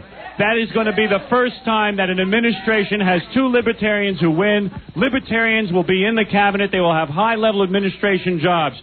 The libertarians will have their dream come true for once. Please don't stand in the way of this. I'm asking you to approve of Stan. We can do it if we do it together. It's time to unify around myself and Stan. Let us go ahead with this. It's a chance for the libertarians to not only get a tremendous amount of mainstream vote, but also to appoint good libertarians, like people who are in this room. We can finally appoint them to government positions. I also object to Stan. I think we should have a vote. You're trying to create a putsch here, a coup d'etat. And I think this is wrong. All right, this is what we're going to do. We're going to take a division. Will everybody please sit down? Mr. Chairman. Because I'm going to need us to see a show of hands. Everybody sit down. Mr. Chairman. That's okay. No. Yes. I didn't know you were there. Okay. All those in favor, everybody down first, including you people. Okay. Now, all those in favor of Stan Dworkin for Lieutenant Governor, please raise his or her hand. All opposed? I have another nomination. Who closed the nominations, Mr. Chairman? How do we know who we're voting on? Okay, nominations have been seconded and closed. We're on a vote. Hold it.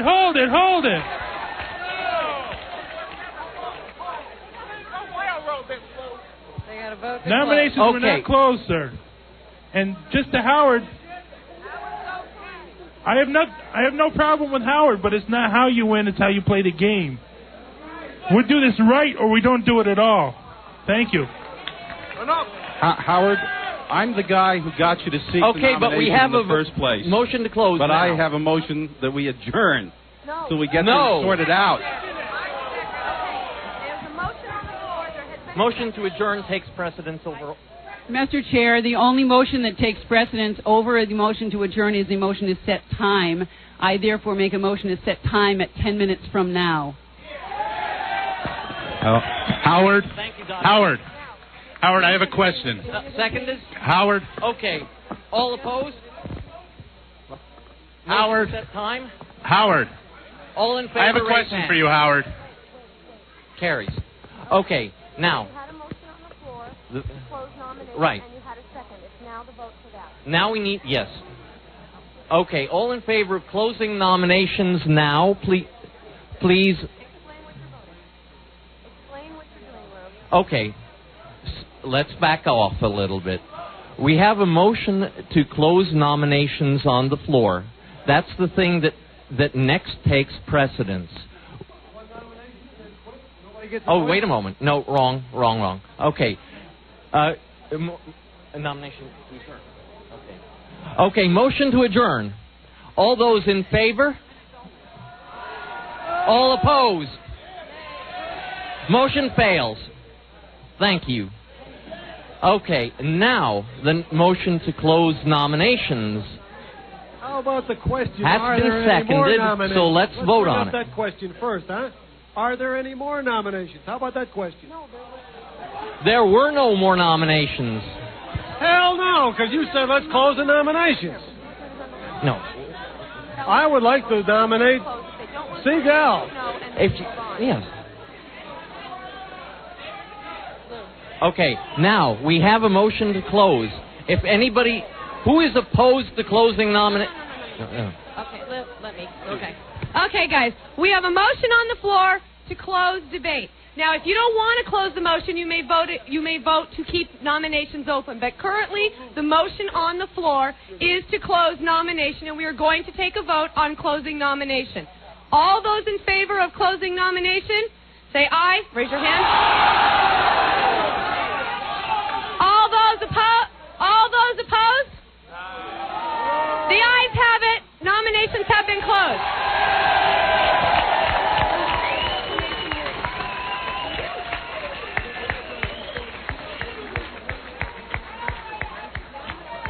Okay. Excuse me, Howard? There being no other candidates, we now have to select our remaining candidate, and we may do so by acclamation. All those in favor of the... Applaud if you want. Can we hear him speak for... Applaud if you want Dworkin for Lieutenant Governor. Can we hear him... Can we hear Stan Dworkin speak before we vote for him, Lou? Lou! Point of order! Point of order! Point of order! Lou! Speech! Can we hear Stan Dworkin speak before we vote on him?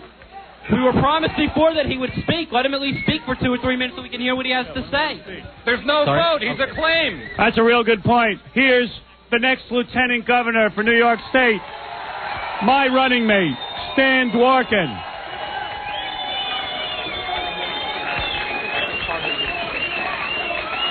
Let me get on this. I didn't know That's okay. First of all, let me thank all of you wonderful people out here who have cast your vote in favor of one ballot for Howard and I. I appreciate that vote of confidence. I appreciate the confidence that Howard and everybody else has shown in my background, my positions. We don't know your background. Tell us. And I promise... This is not Nazi Germany 1928. You tell it to us first. What is your background? Who are you? I don't know. You don't have a clue and I don't have a clue. Tell us.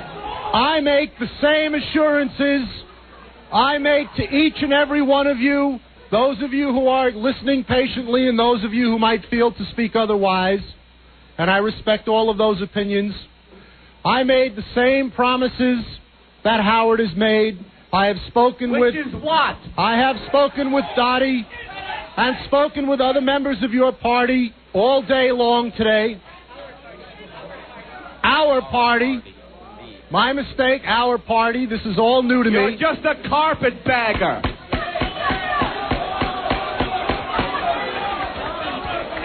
You're the Pied Piper of the hippies. The promises that we give the Libertarian Party are these. You will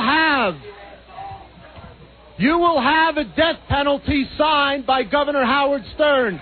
That's an assurance. You don't have a clue. You will have whereabouts.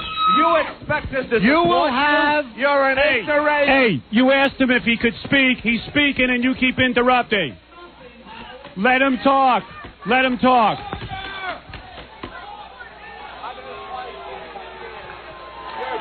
Ladies and gentlemen, please calm down. Quiet down. Sit down. Give him back the mic. Give him back the mic, but let Stan speak. Hold on. Excuse me. Excuse me. Give him back the microphone. Excuse me. Yeah. Why didn't you let Stan speak? You can have the microphone. Just let Stan speak for a second. Let him get a viewpoint out. Yes. I don't think there's any doubt that Stan and Howard are going to get the vote here. I mean, it's already been decided. But those of us who sometime where we have to support you down the road, we want to know what we are supporting. So why that's all we're asking. But wait a minute. Speak to the issues. Don't just say I support everything Howard said. Howard didn't say very much. He only had 2 seconds. I want to know, do you support the death penalty? Do you support abortion? Do you support welfare?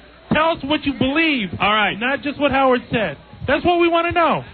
Well, I can't support somebody that I don't know what I'm talking about. Excuse me.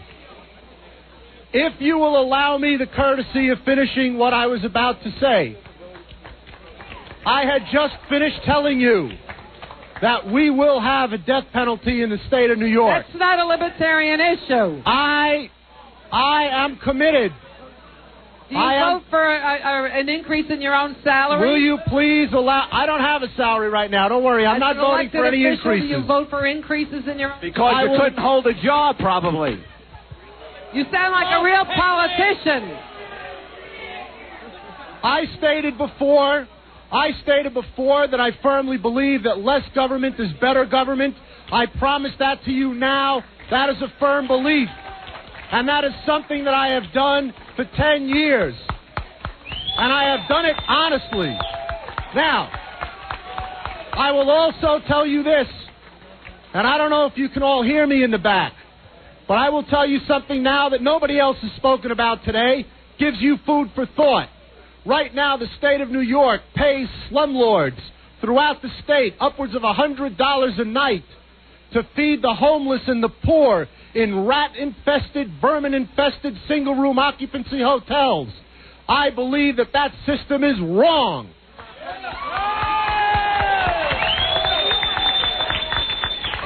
I believe that what we do is we perpetuate a system that is bankrupting the state, and we cause generation after generation of people who do not have the future to look forward to that many of us would like for ourselves. And that's something that I will work to prevent.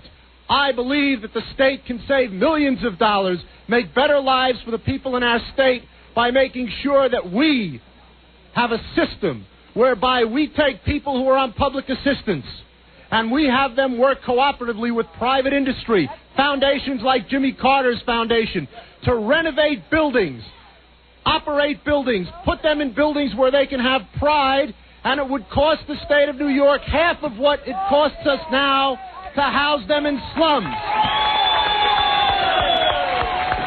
At the same time, you give these people an idea of self-worth. You teach them a skill. You teach them a trade. You teach them pride. And you eliminate the dependency on the welfare system. Is that government's job to provide jobs for bums? Are you crazy? You're not a libertarian. I believe that everybody in this room has a right to go home to your house and know that you can get in your car this afternoon without getting carjacked, to get to your home without having your property violated.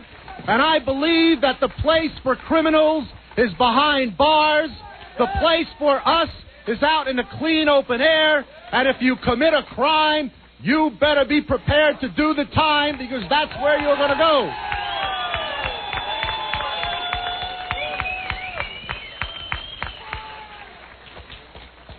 And as I indicated before, I don't expect to stand here and, after having many of you not know me for a very long period of time, expect total enamor with who I am. I don't expect that. I don't expect that you all 100% back Howard, although I do, and I think we should. But I will tell you this. I have spent my life in public office doing what I have always felt to be what was in the best interests of the people I represented. And regardless of what the political consequence was, I did what was the right thing. I know what the Libertarian Party wants. I've told you some of the thoughts that I have. I will work with Howard. I will work with Joe. I will work with all the leaders and all the people in the Libertarian Party to make sure that we accomplish those goals in the state of New York. Thank you. Okay. Mr. Dworkin, I let you finish. Thank you, Mr. Dworkin. Please allow me to ask you a question. The point is, with Stan at my side, we have a shot at winning. Stan has served in government, and Stan is a guy that the mainstream will accept. It's the only way we can win. I'm not qualified to be the governor for 4 years. We have to have a guy who is going to not only accept libertarian principle, he is willing to appoint libertarians to his administration. And for the first time, listen, ma'am, if you want to continue treating politics as a parlor game, then continue to fight me on this and say, hey, the libertarians are never going to get hundreds of thousands of votes. If you want to take the Libertarian Party into the mainstream and truly make it a third party in this country, we have a shot here at it. We're lucky enough to have Stan on our side. Stan has met with some of the libertarians here on this very stage. They've heard him vow that he is of libertarian principle, and I am telling you that we've got a shot. We need to go into this and say, hey, Howard for governor, Stan to take over after Howard steps down as governor, and we got a shot as libertarians of winning this thing. Unless you want to sit in a hall every couple of years and have a couple of drinks and then go home and never having accomplished anything, then what are we going to do? We can have libertarians in Albany for the first time. We can have libertarians in the administration for the first time. And Stan and I have vowed that libertarians like you will be in our administration. Thank you, Mr. Stern. Okay. Vote? Vote. Mr. Stern. Vote? You must realize that some of the things he said up there were not very libertarian. They sounded like welfare. Excuse me. The great thing about it is we're going to have libertarians in the administration who are going to sit there and mold the way the government goes. This is our shot. Everything that Stan says now is not going to sound 100% libertarian to you. He hasn't been in the party for more than 5 minutes. Let's be realistic here. The point is, we've got a shot at winning with Stan on our side, and he is in sympathy with the Libertarian Party and ready to embrace the Libertarian Party. Now's the time to unify behind him. Yes, Robin. Just remind them that Stan has already accepted an invitation from Dottie to go to Woodstock and sit down and learn more about libertarianism than probably any of you in the audience know, okay?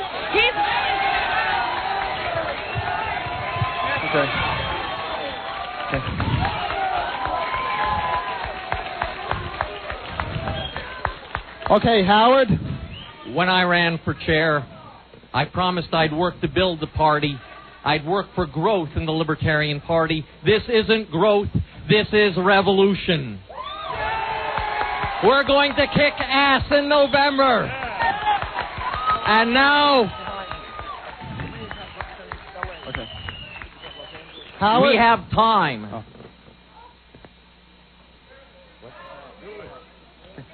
Howard?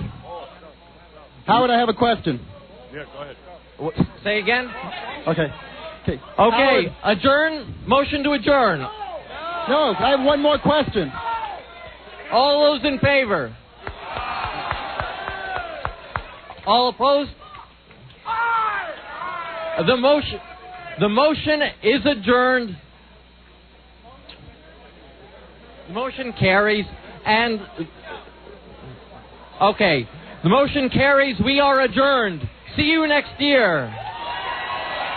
Thank you. Thank you for coming. And on to victory in Albany. We're going to do it. We're going to win this one. Robin, that wraps it up. We did it. It was really tough to get... Yeah, Robin, we did it. Congratulations. Jackie, the Joke Man Martling. Thank you. Stan, it was tough in there. Stan, it was tough, but you did it. You won them over. Well, politics is a tough business, but I think what we did is we showed the people what we're interested in. We told them what we can do, and they have confidence in us, and we're going to go all the way, Howard. Well, it looks like it's his final. Stern and Dworkin in 94 for governor and lieutenant governor. What is that? I think most of the party is behind you. Yes, I do too. That tough demonstration. Yes. Robin, I'm going to close the show out now because I can't take any more. We'll see you on the air tomorrow. That's it. You've heard the whole party. What is it? I believe we have a press conference to go to. That's right. Is that right? I have a press conference to go to. Stay with me, Scott. Stay with us, Stan. We're going to right here. Yeah. Stay with us, Robin. All right, take a break. All right, we're going to take a break. I'll join you at the press conference. We'll be right back after these words. Robin, I'm back in the conventional. Everybody, I'm leading out toward a press room so I can answer questions from the press. I've just taken the gubernatorial nomination on the first ballot here at the Libertarian Party. Stan Dworkin, by acclamation, became the lieutenant governor. It was a tough fight, but we got it through. And now I'm going to appear before the press triumphant with my lieutenant governor at my side. I'm exhausted from all this. This is getting too much like work. You. Robin, I don't think your mic is working anymore. Robin, if this is getting too much like work, I just said. You know what? This is real politics. I thought we'd just come up here to a nice little party and we would play like this. I thought this was going to be fun, but I don't know what happened. It became somewhere along the line it didn't work. Water, forget it. Water. Well, I think the press is pretty much cleared out, hasn't it? No, I think the press is trying to get out of that room into this one. Yeah. I see. All right. We're waiting for the press because they're all... Okay, it's been a long day. As you can see, I am not built for politics. I am absolutely exhausted. I thought I'd come up here for a few laughs, but yet it's been a tiring experience, also an exhilarating one at the same time because I'm happy to be, finally, the official candidate for the Libertarian Party. I think the Libertarians embraced me after the convention. There was a little bit of mistrust of Stan Dworkin because the Libertarians are not familiar with his point of view. But I think they took it on good faith that he will put Libertarians in his cabinet and put them in his government. So, Robin, I thought it went very well. What did you think? I thought after a hard battle, a tough fight, we did get Stan on the ticket. Yep. And now we're ready to go ahead. Yes, and I want to thank all the Libertarians standing up here. We really, it really was a wild time. I mean, you guys have been following conventions and things like that. This had to be the most fun, didn't it? I've never had to be taken through a libertarian convention with bodyguards before. That was kind of fun. First time. I'm glad liberty has come off the textbook shelves and out to the people, whether it's a guy with long hair or a woman with short hair. We are vehicles for an idea that's as old as this country is, that people want to live free. Well, all right. I'm sorry? What kind of campaigning? Well, quite frankly, I'm in the unique position where I don't have to do a lot of campaigning. I've got 3 simple issues. I call them 3 idiot issues. Even an idiot can understand what I'm running for. And I've given everyone my vow that I'll step down before I can screw up the government. So it's going to be almost a non-campaign in the sense that I can just now tell you that I'm the official candidate. I'll talk about it, and if anyone has a question, I'll always answer it. But I'm in the unique position of not having to, do a lot of work. What about equal time for the other candidates, especially like Governor Cuomo? Well, Governor Cuomo has said that he doesn't want equal time, and I think that's awfully good of him because, Governor Cuomo is one of those guys who, because he's the governor, gets to walk into any TV station, any radio station, gets to get on TV day and night. If anybody should be giving out equal time, it's Governor Cuomo. Yeah. The FCC's out to get you with the equal time provisions we're talking about. The FCC has proven time and time again that they are out to get me. Because a few bureaucrats who are nameless and faceless don't like what I say on the radio, because a few of them happen to call me a wise guy, and they don't like wise guys, they're going to attempt to censor me every step of the way. And that's what one of the values of libertarianism is. We don't want government interference. What we want to have is a government that basically does minimal amount of governing and lets the people decide what they can listen to and what kind of life they can lead.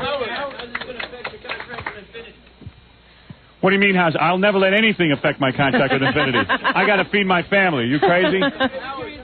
What do you think? Hey, it would be nice to be governor, but I got to be on the radio first.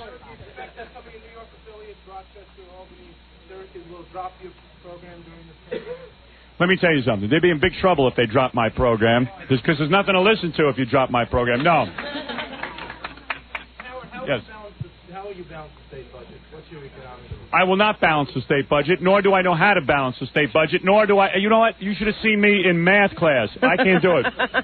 But with the help of these libertarians, and actually when I turn over the government to Stan, he's real good at that stuff, and he's going to take care of all the governor-type stuff. I'm just going to sign the death penalty, and then I'm getting the hell out of office. What? I picked Stan because... Well, I had a whole bunch of fact sheets in front of me of guys who had served in office and had sort of had the kind of credentials that we were looking for. Guys who had served, public servants who were spectacular in their service, but for one reason or another have never become known to the greater public.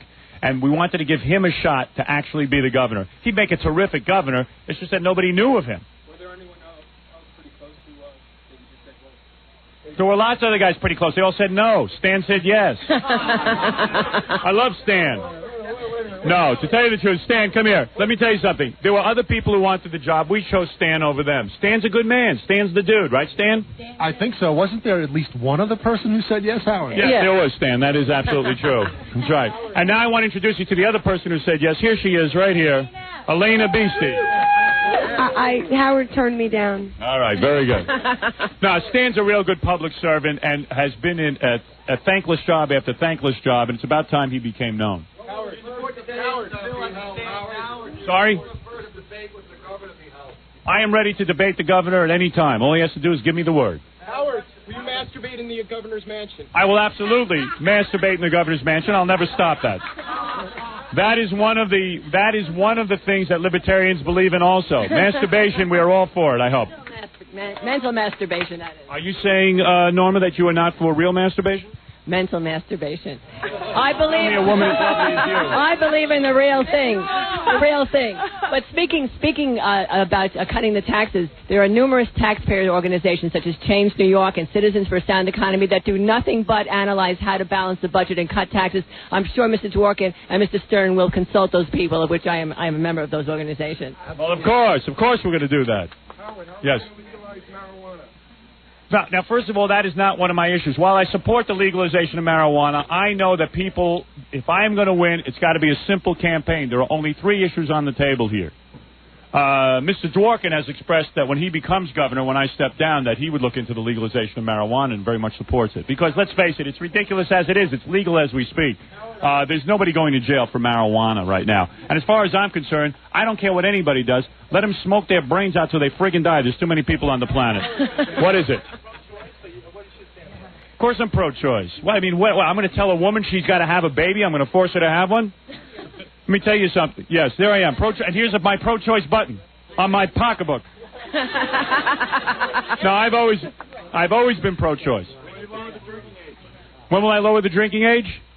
How old are you? 21. Oh, 21? So what do you care? You can drink. I'm not lowering the drinking age. What was that? Here's the rumor. I'll give it to you straight. I'm getting the hell out of here. I'm getting the hell out of friggin' Albany and I'm going home. I can't stand it here. What? What? What do I think of Albany? I think nothing of Albany. I've seen nothing of Albany, and quite frankly, I like Long Island. I'm going home. You're going to hire any campaign consultants or campaign managers? No campaign managers, no consultants, no committees, nothing. I don't need any of that, no fundraising. I don't need any of it. I'm going all the way to the State House without owing anybody anything. Will Robin Rivers have a job? Well, Robin can do whatever she wants in the government. She can hang out. She gets to do whatever she wants. That goes without saying. What? Gambling? I'm all for it. Let's play right now. Yes.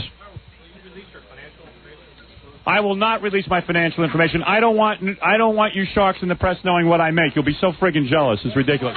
Last question. This is the last question. Ben Zwirn was not. He's too liberal. He's real liberal. Listen, I want to thank you all for coming. I think it was an exciting event. I'll sign a few books on the way out, but I gotta leave. Thank you all. Hey, how you doing? We're going to end the radio show right now, and we'll see you on the radio tomorrow. Robin, I'm exhausted. Yeah, we got to get out of here. We got a long trip back. We sure do. Let's hope we get massages on the bus. I hear the girls aren't going back the girls with us. are abandoning you. I want to come. I'm going home with her. Oh, you suck. You see, I told you they didn't love you. They didn't love you. On the ride. No, I'm not. I knew they didn't love you, Howard. I knew it. We love I'm her, but gonna I stay was away. going to spend the time sleeping. Damn right I am. Sleeping on top of her. Hey, how you doing? All right, goodbye, everybody. We'll see you next time.